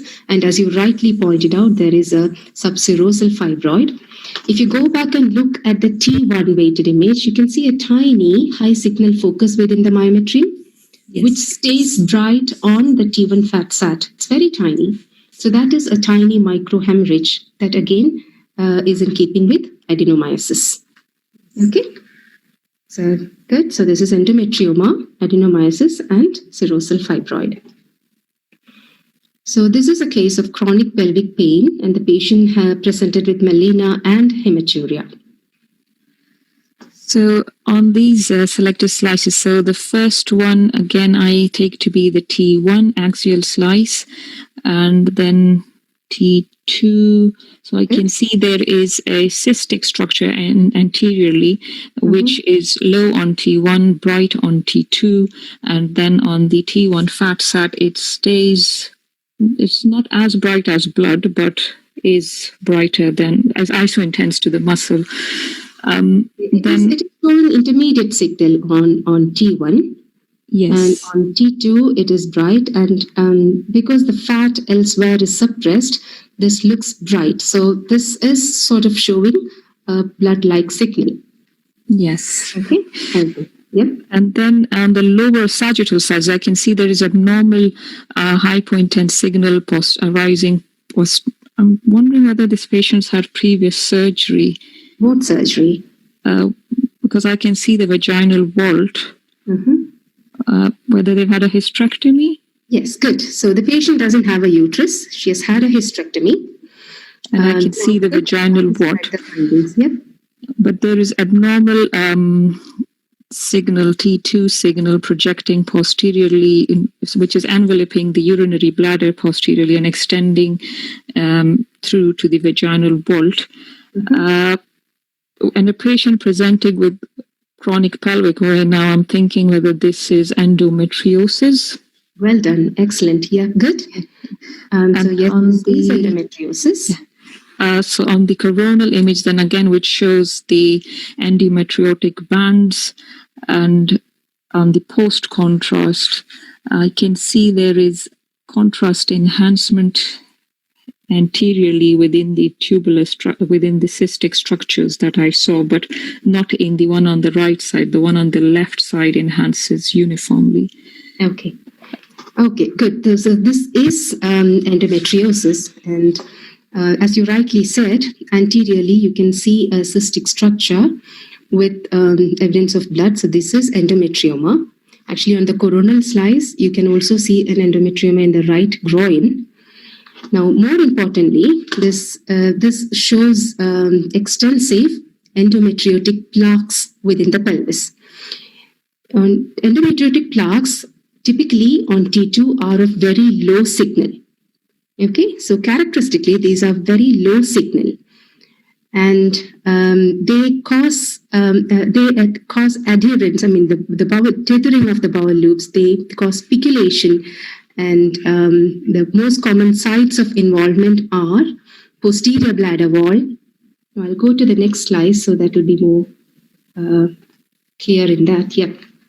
So deep pelvic endometriosis can be superficial, deep, or ovarian endometrioma. Okay. Superficial implants are very small and you cannot find them on MRI. Whereas deep pelvic endometriosis, these plaques appear typically low signal on T2.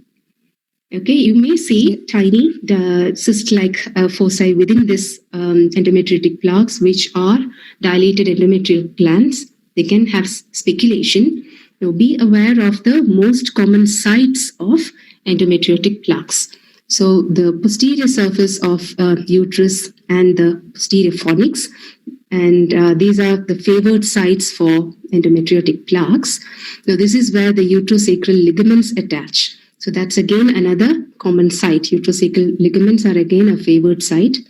Anterior rectosigmoid. There are serosal deposits at the anterior rectosigmoid, posterior bladder, and abdominal scar, cesarean section scar. So these are commonest sites of endometriotic plaque deposition. So once you know how an endometriotic plaque looks like, and once you know where to look for, then the diagnosis becomes easy. So now on this case, we can see a dense, thick, low signal endometriotic plaque draping over the posterior bladder wall. Again, from the posterior fornix, you can see plaques extending, and there are deposits on the serosal surface of the sigmoid. So that is typically low signal. So this is an appearance which is called the mushroom cap sign. The base of mushroom is the T2 low signal plaque, whereas the outermost part of the cap is formed by intermediate to bright signal of the submucosa and mucosa of the bowel. So what happens is when this deposits on the serosa, the bowel wall is actually displaced more towards the lumen.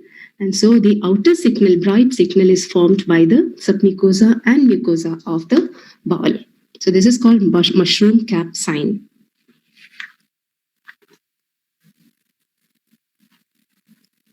This is again a case where you can see multiple endometrioma, not suppressed and still looking bright on T2. We can also see a hematosalpinx element, which is a convoluted or a tubular structure having blood signals. Whereas when you look at the uterus, you can see there is endometriosis by diffuse thickening of the junction zone and dense plaque along the posterior surface of uterus. The rectosigmoid is quite adherent to the uterus. Okay? Yes. So now we know where to look for to diagnose endometriotic plaques. This is a case of endometrioma and endometriosis. Can you describe the top two images? Can you describe the appearance of the endometriotic cysts here? So again, I've got a coronal T2 and adjacent a coronal T1 with contrast. This is or just a T1. That's saturated image. That's so. So on the T2 image, I can see the uterus appears unremarkable, but I can see superiorly that there are two cystic structures, isointense on the T2, and they have no solid elements, and cannot see any abnormal T2 signal extending. Mm-hmm. So we know these are endometrioma. So what kind of, does the appearance ring a bell? I mean, is this the kissing? Exactly. Yeah, kissing ovaries. Kissing ovaries. Kissing ovaries or kissing endometrioma. So what happens in case of endometriosis or in pelvic inflammatory disease, there are a lot of adhesions happening in pelvis. So that actually pulls the ovaries or the cysts more towards the midline. And so they are called kissing cysts. Yeah. Okay. And again, we can see the T2 shading here, which is of a gradient in the loss of signal. And again, we can actually see the endometriotic plaque, which are not as extensive as in the previous case. We can still see them causing adherence of this endometrioma to the posterior surface of uterus. You can actually see tiny cystic signals within that plaque. On this, you can actually see it better. You can see adhesions extending towards the rectosigmoid from it, and that's more evident on this case. So again, I say once you know where to look for endometriotic plaques, then the diagnosis becomes easy.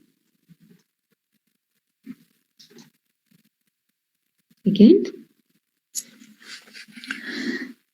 So again, I can see that on the first axial slice, which is a T2, I can see a T2 hyperintense area in the right anterior abdominal wall, and then which on the sagittal image, the sagittal, which is again a T2, I can see a dark, T2 hypointense dark band there. And further lower down, I can see the same signal on the sagittal. So this is a endometriosis in a scar tissue. Good. That's good. This is scar endometriosis. So as you rightly said, so within the abdominal wall, there is an intermediate signal soft tissue lesion, which does have tiny foci of bright signal on T1. Okay, and we can still see tiny foci of signal on the fat suppressed T1. The lesion is dark on T2. It does show some tiny cystic structures. It has some spiculations. So this is in keeping with an endometrioma, scar endometriosis, and this is a tiny microhemorrhage. So actually this slice of uterus, we can actually show the lower segment cesarean scar, which is actually a clue as to this is a scar endometriosis. This is a lady who has a known endometrioma, bilateral endometrioma. You can actually see a hematosalpinx component on the right side. So she presented with acute or chronic pelvic pain.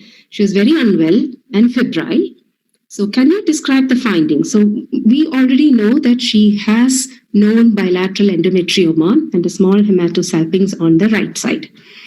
So maybe you can describe the bottom three images, or the bottom two images. These are post-contrast images.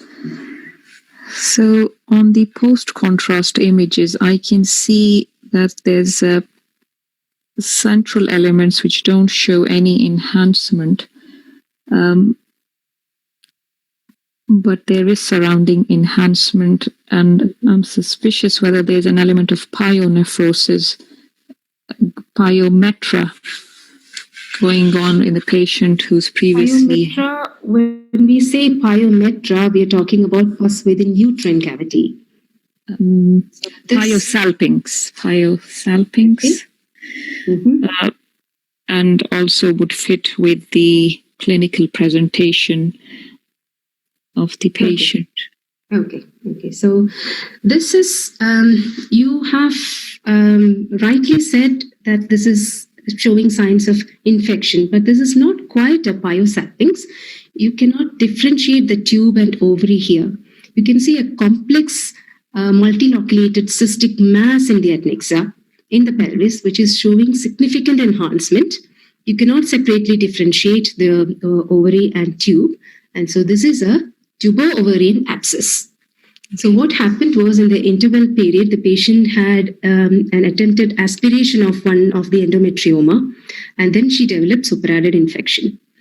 So this is a tubo-ovarian abscess. Chapman gives differential for multilocular cystic lesion. These are the differentials.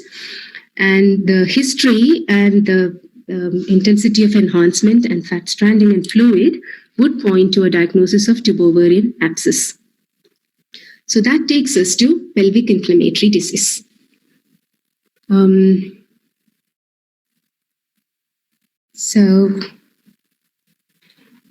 pelvic inflammatory disease actually is a broad spectrum of infection and inflammation affecting the female genital tract. Most commonly, it's an ascending infection, starts from the vagina, and with the cervicitis, endometritis, salpingitis, or ophoritis, results in pyosalpinx or a tubo-ovarian abscess. It can result in complications, most commonly impaired tubal function, obstruction, hydrosalpinx, and infertility. The abscess can rupture and cause peritonitis. It can cause extensive peritoneal adhesions and which can result in bowel obstruction. Other complications include ovarian vein thrombosis or thrombophlebitis and Fitzhugh-Curtis syndrome. So candidate 5, you've done the whole of endometriosis, didn't you? Yes. So maybe, thank you very much. So maybe we can have the next candidate, please.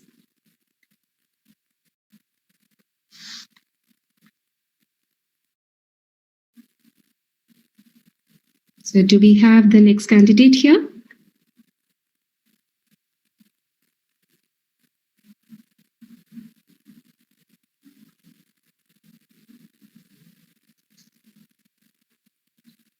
Hello. Candidate 6? Yes. Oh, hi. Yeah, so this is the case for you. Okay, so I can see large bilateral pelvic cystic lesions. They're hypointense on T1, hyperintense on T2, and hypointense on fat-saturated T1. On coronal, I can see that on the left side, it is of convoluted appearance. Good. Given acute pelvic pain, there is a thick enhancing, uniformly enhancing rim of both bilateral adnexal lesions. I'd like to check the diffusion weighted images, but my primary diagnosis would be bilateral PID with pyosalpinx on the left side. Okay, brilliant. Yeah, good. So this is, I've chosen this mainly to see the pyosalpinx. So this is the typical convoluted tubular appearance with of pyosalpinx. You say pyosalpinx when you see that intense enhancement of the surrounding wall. So without the wall enhancement, you would call it hydrosalpinx. So this is PID again. Okay, good. So pyosalpinx on ultrasound, you will again see it as a tubular structure which may have internal echoes or maybe a fluid level. There are longitudinal folds within the tube. So these get thickened due to inflammation. So on a true cross section, you will see a pattern which is similar to a cogwheel because of the thickened longitudinal folds. So this is a cogwheel sign or a beads on a string sign. Okay. So CT in PID. Most often these patients in acute pain end up on an ultrasound list or on your CT hot list. So it is important to be aware of the findings of PID on a CT. So this is a normal appearance where you can see clear, flat pelvic fat. There is no fat stranding. And these structures which we have pointed are paired uterosacral ligaments. So these are normal structures which connect the lower segment of uterus to the mid-sacrum. So what happens when there is cervicitis or endometritis? The inflammation spreads posteriorly and you can see thickening of the uterosacral ligaments. Okay. So the other findings include extensive pelvic fat stranding. There can be free fluid, loss of facial planes, loss of definition of uterine contours. You may get peritoneal enhancement and engorged ovaries. Okay, so these are the features of uncomplicated pelvic inflammatory disease. Now, candidate 5, tackle this case now, please. Okay, so these are axial and coronal CT with contrast of the abdomen, pelvis, anoil, and pelvic pec. So the most striking finding I can see is on the top right corner image. I can see that the right ovarian vein is markedly distended with a large central filling defect. Good. And this the lower image also confirms this in a longitudinal section. Good. So what's the diagnosis? Yeah, so thrombosis. Why? What is the cause? I'm searching for the abnormalities in the pelvis. I can see fat stranding in the yes, in this image and the one below in the pelvis. Good. So yes, and maybe we can say there is mild thickening of the uterine ligaments. So there is fat stranding. So ovarian vein thrombosis as a complication of PID has been asked repeatedly in the exam. It is an important case for your viva as well. Something which you need to remember is, in cases of PID, you can get enlarged. It's not shown in this case, but you need to be aware that you can get enlarged para-aortic lymph nodes at the level of renal hilum. This is because the lymphatics and the lymphatics draining the ovary and the tubes, they drain alongside the ovarian vein, which open at the level of renal hilum. So in the pelvic inflammatory disease, you can get enlarged para-aortic lymph nodes at the level of renal hilum. So I think we are really short of time, so I'm just taking over and going through the case myself. So we can see pelvic inflammatory stranding fluid. So there is pelvic inflammatory disease. So this lady or this person presented with, this is a case from the online resource, Radiopedia, I think. So this lady presented with acute onset of right upper quadrant pain and with a background of pelvic inflammatory disease. And when you image, if you see focal enhancement of the liver capsule, then that is in keeping with Fitzhugh-Curtis syndrome. So it is nothing but ascending infection and direct intraperitoneal seeding in the perihepatic regions. It's also called perihepatitis. So there will be subtle adjacent or more prominent adjacent fat stranding and fluid in the perihepatic region or in the pelvis. I'm not aware whether this has been asked. Although uncommon, this is a recognized complication of pelvic inflammatory disease. So just be aware of the finding.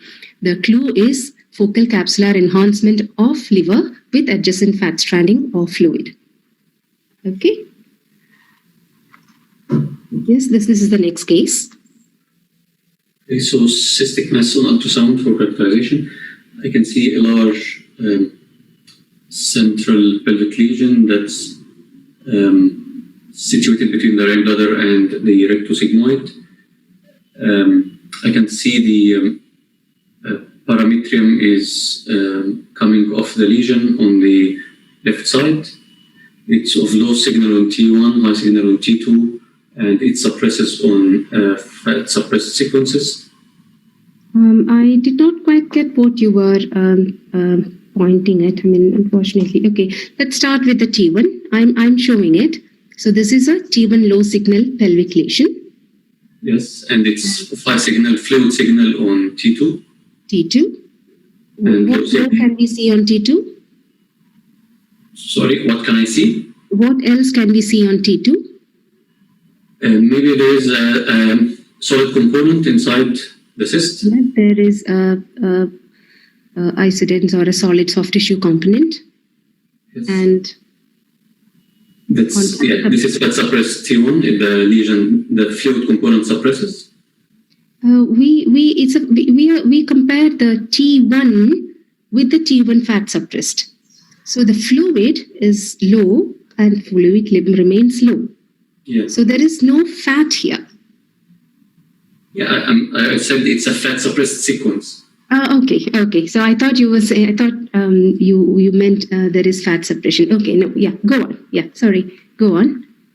Okay, so here it appears to be connected to the broad ligament in the coronal image, and on the sagittal, nothing new on the sagittal. Maybe a little bit of stranding anteriorly.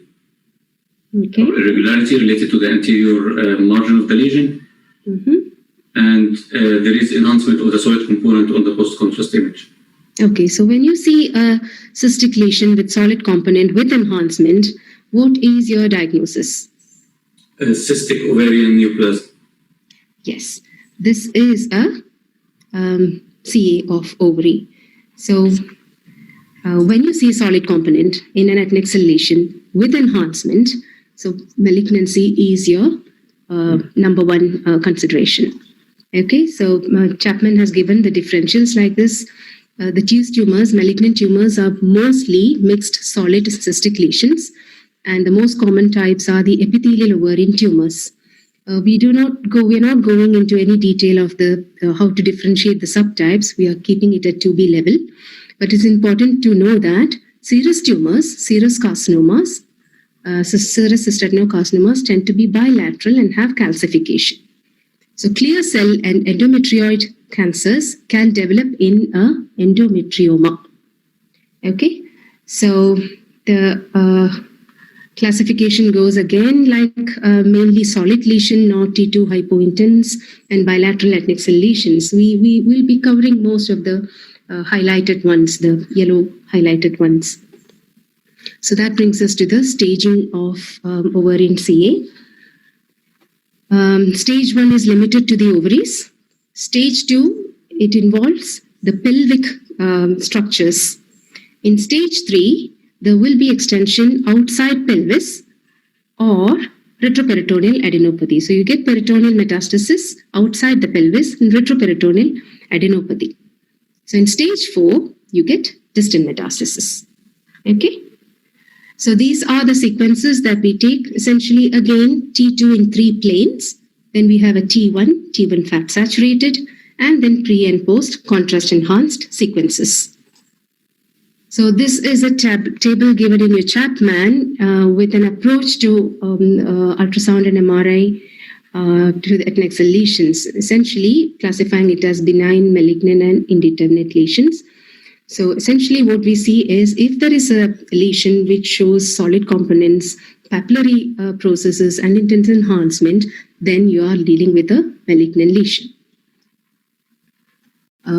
So here we have a complex mixed cystic solid lesion in the pelvis, which is showing enhancement. So we are looking at a malignant ovarian mass.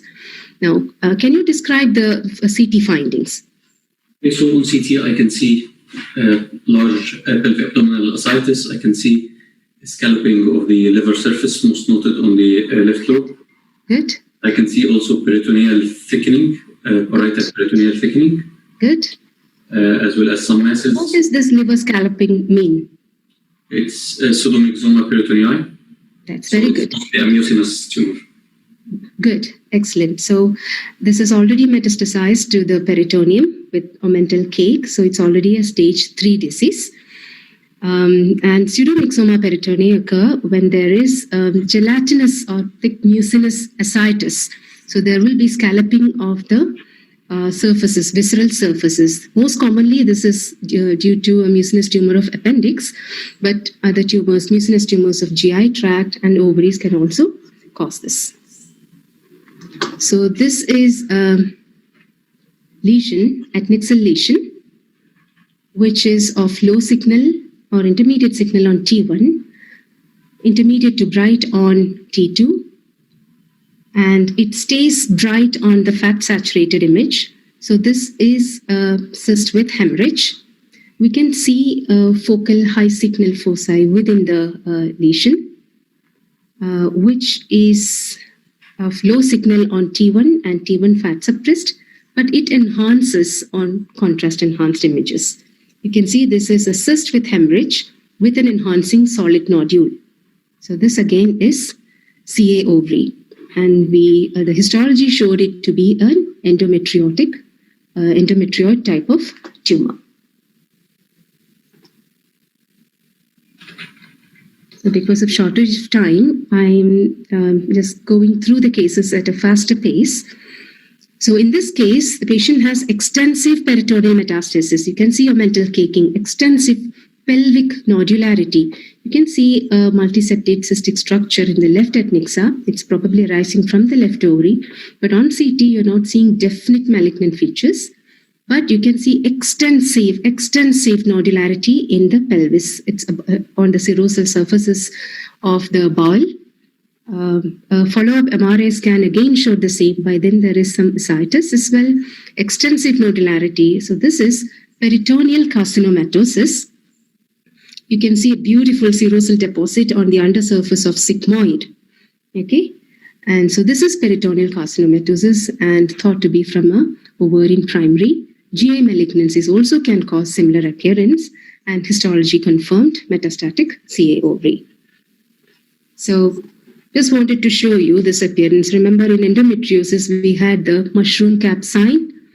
And this again will look similar to the endometriotic deposit, except that the signal is completely different. The plaque is very low signal on T2, whereas the metastatic deposits will be of intermediate or soft tissue signal on T2. And there will be other signs of metastasis, whereas here you will see other signs of endometriosis. This is a complex cystic lesion with looks like some hemorrhagic component. It shows internal vascularity. So on MRI, it does show, this is a T1 fat saturated sequence. No, this is a T2. This is a T2. This is T1 fat saturated. So it does show some hemorrhagic content. It does show a solid nodule on T2, but following contrast, there is not much of enhancement. There's no enhancement at all. So at this stage, it did not demonstrate definite signs of malignancy, and she was kept under close interval follow-up. After 6 months, it just blew up. So it has now become a full-blown malignancy with a multiseptate cystic mass with enhancing solid components. So what I wanted to show you was, in this multiseptate, multilocular cystic structure, cystic mass, you can see some variations in the T2 signal. So this is not as hyperintense as the rest of the cystic component. So this is something that you can see with mucinous tumors. The different locules may have different protein content and may show different signals on T2. So this is also called a ground glass staining sign. And so we have the second break now, and we'll meet after 5 minutes.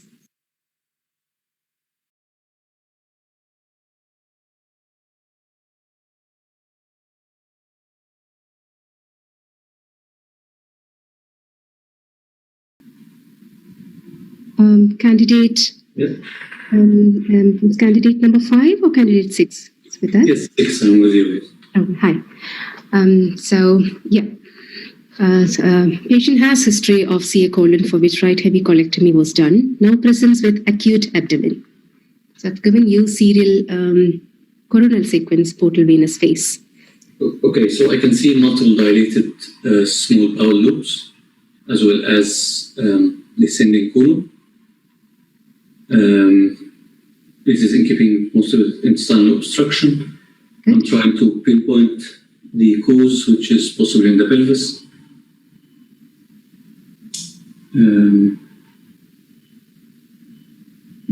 What am I pointing at? Yeah, it's a large pelvic cystic solid, complex cystic solid mass. Mm-hmm. Yes, and mostly it's the reason for the intestinal obstruction, maybe peritoneal deposits or adhesions, or maybe a volvulus happened around it. Not sure. Maybe we have the reasons for the bowel obstruction in front of us. This patient has a background of CA colon, isn't it? So when you see with a background of CA, when you see bilateral adnexal tumors like this, which are looking aggressive, malignant looking tumors, so what do you think? What do you suspect? These Krukenberg tumors? Krukenberg tumors, yeah. And Krukenberg tumors are metastasis to ovary, and the most common from GI malignancy. And additionally, we can see a peritoneal or mental deposit here. So the bowel obstruction is because of peritoneal involvement by the metastatic lesions. Okay, adhesions or direct involvement by the metastasis. So this slide was to show you Krukenberg tumors. It would look similar to any other ovarian tumor. It's with the background history of a known malignancy that we diagnose Krukenberg tumors. So Chapman gives the differential for bilateral adnexal lesions, which are as follows. Okay, we have covered the highlighted ones anyway. So this is for completion's sake. This is an ovarian fibroma. So it is a fibrous trauma-rich ovarian tumor, which will look similar to a uterine fibroid. So it will be low signal on T2, intermediate to low on T1, variable enhancement. So it is almost always a benign tumor. Okay, so and when it is associated with pleural effusion or ascites, we call it the Meigs syndrome. So this is just for you to, for completion's sake, that I've added. The main differential is a broad ligament fibroid or a pedunculated serosal fibroid. Yeah, this is a 10-year-old child with intermittent severe lower abdominal pain. Describe the findings. Okay, I can see large complex cystic lesion centered in the pelvis of low signal intensity on T1, of high signal intensity on T2. Mm-hmm. I can see the ovary with small follicles is stretched around the lesion. Good. So it is mostly of an ovarian origin. Good. On the post-contrast images, I can see peripheral enhancement of the ovary itself, but no enhancing solid component. This is a pre-contrast image, and this is the post-contrast image. Mm-hmm. Can you see any enhancement? Not really. Maybe outside. Yeah, outside the ovary, there we can see enhancement. So that shows this is a post-contrast, but the lesion as such does not show any enhancement. So with the history, with this appearance, what is your diagnosis? So given the intermittent history of pain, maybe it's some sort of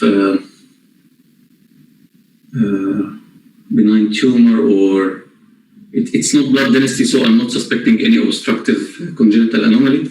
Mm-hmm. Remember, there is no enhancement. If it's a benign or malignant tumor, you expect it to enhance. Mm-hmm. Not really sure. Okay. So this is adnexal torsion, ovarian torsion. Okay. So ovarian torsion can present as an acute, it can present acutely, or it can have chronic intermittent partial torsion.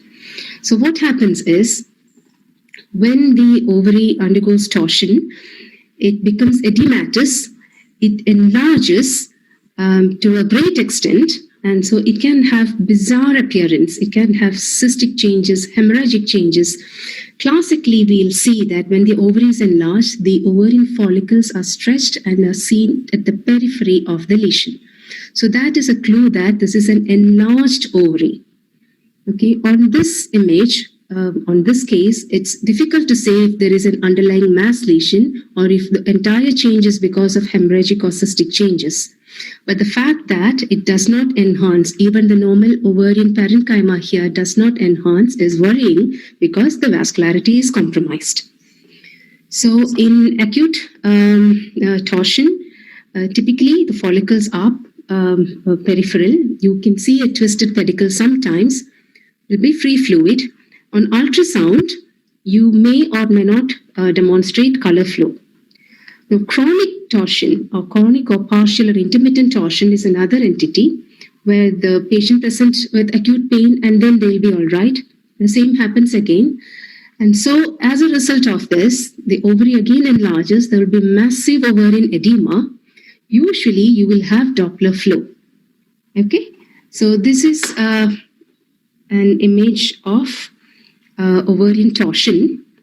Now, can you describe the finding? I can say that just for you to know, there is a large ovary on one side, and incidentally, the other ovary has a cyst and shows normal follicles. So describe this large lesion, which is the actually torted ovary. So the total ovary is markedly enlarged, oval in shape, with high signal on T2, maybe signifying edema or congestion. I can see on the sagittal T2 image there are thin peripherally situated cysts, small cysts. What are they? They are mostly follicles. Yeah, these are the peripherally situated follicles with the enlarged ovary, extremely edematous, peripherally situated follicles. So this is massive ovarian edema. And on T1, you can actually see, describe the T1 and fat saturated, please. Yeah, there is a hyperintense ring surrounding the ovary or at the external surface of the ovary. But the ovary fails to considerably enhance post-contrast. We don't have it. That's a fat saturated sequence. Just fat saturated. Okay, so that again shows some high signal. So that means it does have some hemorrhagic element into it. So this is the appearance of ovarian torsion. So the giveaway or the clue is look at the follicles where it is positioned. So an enlarged ovary without a dominant mass, which appears extremely edematous, with peripheral positioning of the follicles, and with the history, think of ovarian torsion. Okay, so on an ultrasound again, you can see that the ovary is enlarged. Look at the size given of the torted ovary and the normal ovary here. The follicles are all situated in the periphery. The main center is echogenic edematous and there is no blood flow. So these are the differentials. Unilateral enlarged ovary without any dominant mass, the differential, it's always torsion, either acute or chronic intermittent partial. So you may be given cases, when the examiner gives you case, they'll give a short history. So from my experience, what I know is the examiners do not waste words. So the short history, however short it may be, that may be a clue that can guide you to the diagnosis. So Chapman actually summarizes the different pathologies based on the presenting symptoms. So it's good to be aware of the presenting features in various pathologies. Okay. Okay, now shall we go back to candidate 1 again, please? Thank you, candidate 6. So shall we have candidate 1 back again? Candidate 1, can you hear me?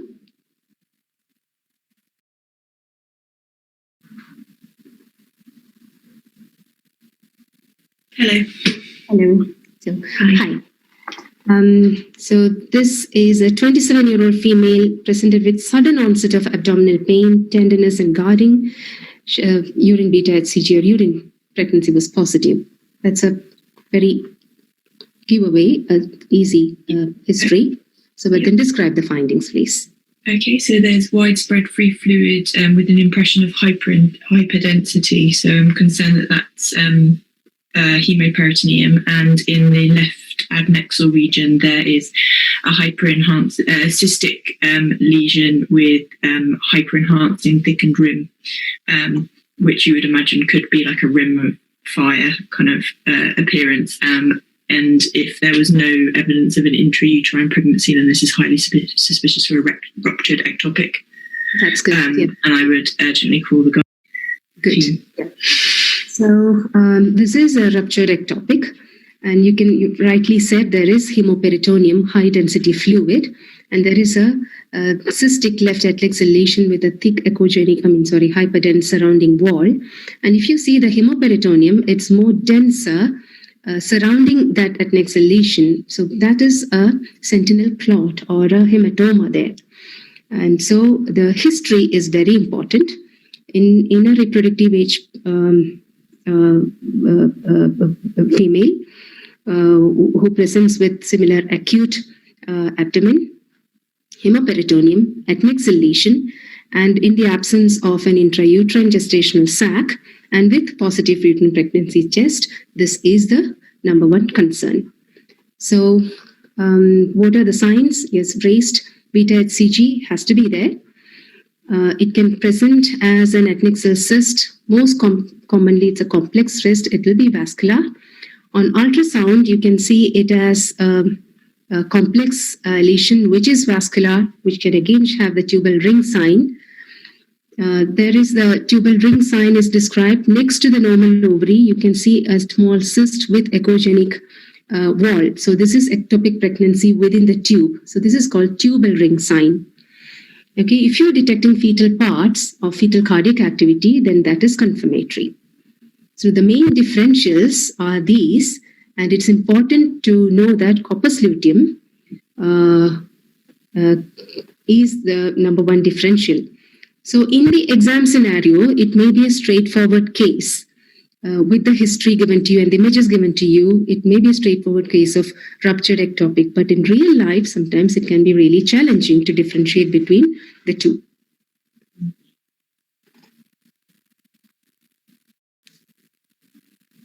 This is a 30-year-old female, markedly elevated beta HCG. She presents with hyperemesis and bleeding PV.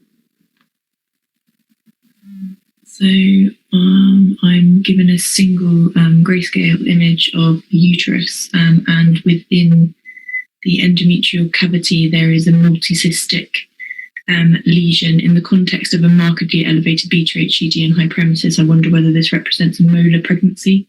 I can't see a fetal pole or anything.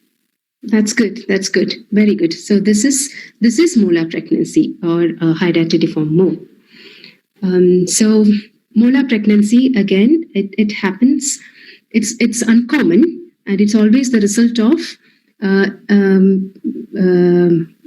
fertilization, which is abnormal fertilization. So it can be a complete molar pregnancy, and where the features that you've seen before, like the multicystic mass with the multiple echogenic mass with multiple cystic space within the uterus, is seen, and you cannot identify, you cannot see any fetal parts. So this is a complete molar pregnancy.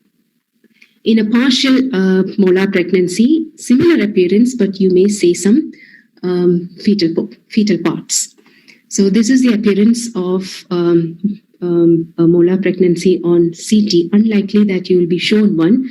It will be confined to the uterus. It will be a vascular heterogeneous mass within the uterus. So this appearance is called, on ultrasound, this appearance is called a bunch of grape appearance or a snowstorm appearance. Okay, and what happens because of the high level of circulating human gonadotropin, so that can have effects on the ovaries, and the ovaries develop bilateral theca lutein cysts. So this bilateral theca lutein cysts you can see with all types of molar pregnancy, including invasive mole and chorionic carcinoma. So this is a partial mole where you can detect some fetal parts as well. I've given the diagnosis. This is a choriocarcinoma. Invasive mole also would look like this. So can you describe the findings? So there are bilateral large adnexal cystic lesions with multiple thin septations that are enhancing, and they are in this. So they're the theca lutein. Bilateral theca lutein cysts. And then within the there is a heterogeneous mass within the uterus that has got enhancing components and cystic components, but it's hyper enhancing on contrast imaging. Good. So the features are consistent with the invasive. Yeah, it has invaded into the myometrium, and choriocarcinoma it behaves like any other malignancy. It can metastasize. So cannonball metastasis to lung is common in choriocarcinoma. And the next few images are about for us to familiarize with how a normal post-cesarean section uterus look like. It's not uncommon for an acute abdomen post-C-section to land on your CT urgent list. So it's important to be familiar with the normal findings of a post-C-section abdomen. So that is mainly involving the lower uterine incision, endometrial cavity, and what is called the bladder flap hematoma. So on an ultrasound, the immediate post-op, The lower segment cesarean scar would look oval in shape, hypoechoic. This is because of edema. When we go on the transverse view, we can see multiple tiny dot and curvilinear echoes, which represents the suture material. So this is a normal post-op appearance because of edema. And on CT, this is the incision, which will look hypodense. It will look as if the myometrium is discontinuous, but this appearance is because of edema. You expect some amount of thickening or contents of fluid within the endometrium. There will be some hyperdense blood clots within the endometrium. Importantly, look at this isodense soft tissue structure between uterus and bladder. This is called a bladder flap hematoma.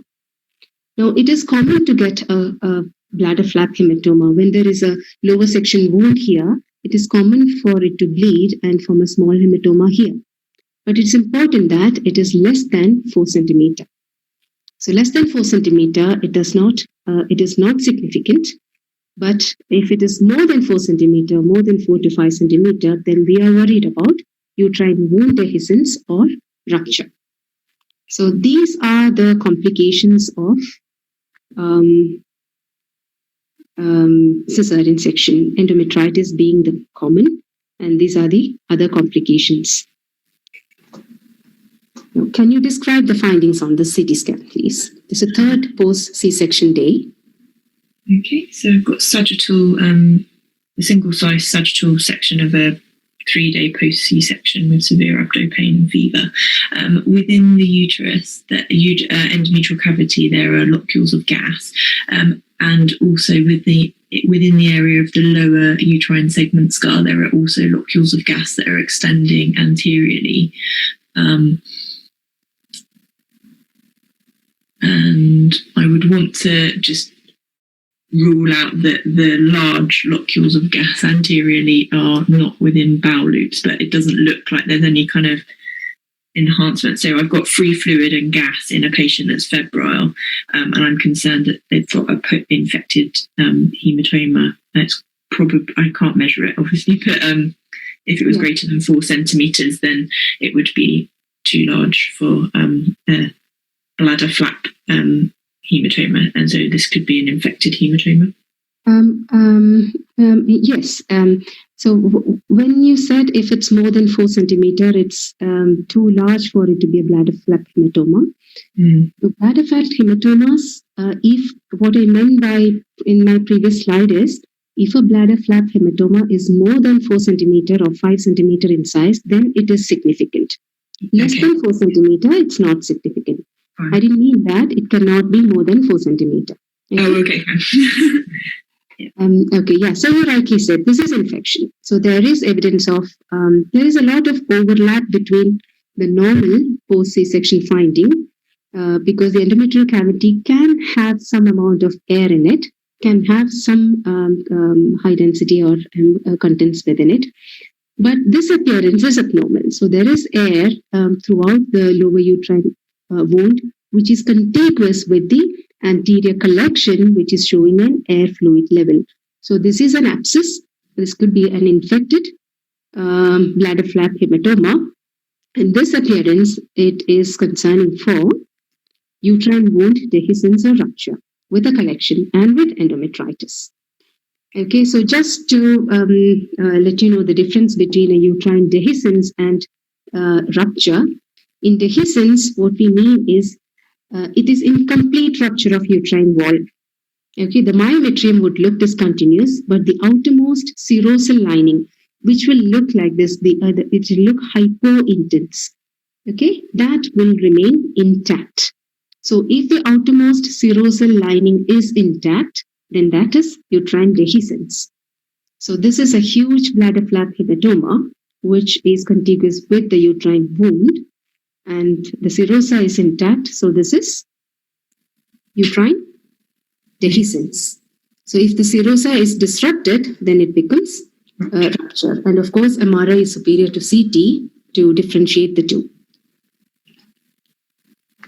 Yeah, persistent postpartum bleeding. Okay, so I have got sagittal and axial views of a postpartum uterus, and within the endometrial cavity, I've got hyperechoic material that demonstrates blood flow within it on the Doppler images. This is highly suspicious for retained products of conception or retained placenta. I'm sorry, what did you say? A bit of retained placenta or retained products. Okay, yeah, good. So Post, again, when you diagnose retained product of conception, there is again a little bit of overlap between normal findings, normal postpartum or post-C-section finding. We do expect hyperechoic contents within the uterine cavity in the postpartum or post-C-section period because of blood clots. But if you demonstrate blood flow within it, then you can diagnose it as retained products of conception. So this is the MRI image. Can you describe the findings? I have not given post-contrast images. I have a T1 fat sat, and T2 images. Describe the findings, please. So on the T1 images, I don't have great resolution of soft tissues as expected, so I won't dwell on that too much. But within the T2, there is heterogeneous and hyper-intense signal on the T2, which is not suppressed on, well, that would be relevant on T1 anyway, but yeah, there's no fat suppression anyway. So I think this is the same case as the ultrasound that you described. Yeah. So I should be expecting kind of blood products and cystic components, which would be consistent with what I'm seeing in the sense that I've got hypo intense on T1, hyper intense on T2, with no fat suppression of the hyper intense areas. So there's hemorrhagic components within it, and we don't have post contrast imaging, so I can't ascertain whether there is. Yeah, good. So we've already seen it's got blood flow within in the ultrasound. Retained product of conception, but then yes, again, you do need to demonstrate the vascularity to confirm it. Look at the T2 image here. Is there anything else that you would like to add? Has she got a rudimentary horn? I don't know whether I've got that in my head from the beginning. Yeah, it might not be a rudimentary horn, or it could be a partial. So the cirrhosis is intact, so it could be a dehiscence of the lower uterus. No, we're not going into the rupture or okay. the territory. No, we are looking at what you said initially was correct. You thought there might be a rudimentary horn. What I meant is this could be a rudimentary horn, or it could be a partial biconvate uterus. You can see there is a dip here, and then this was a pregnancy happening in one of the horns of a partial biconvate uterus. Oh wow! Okay, and so yeah, I think that was the last slide of this session. Thank you so much. Thank you. Thank you very much, and I hope this has been useful and to help you with your exam.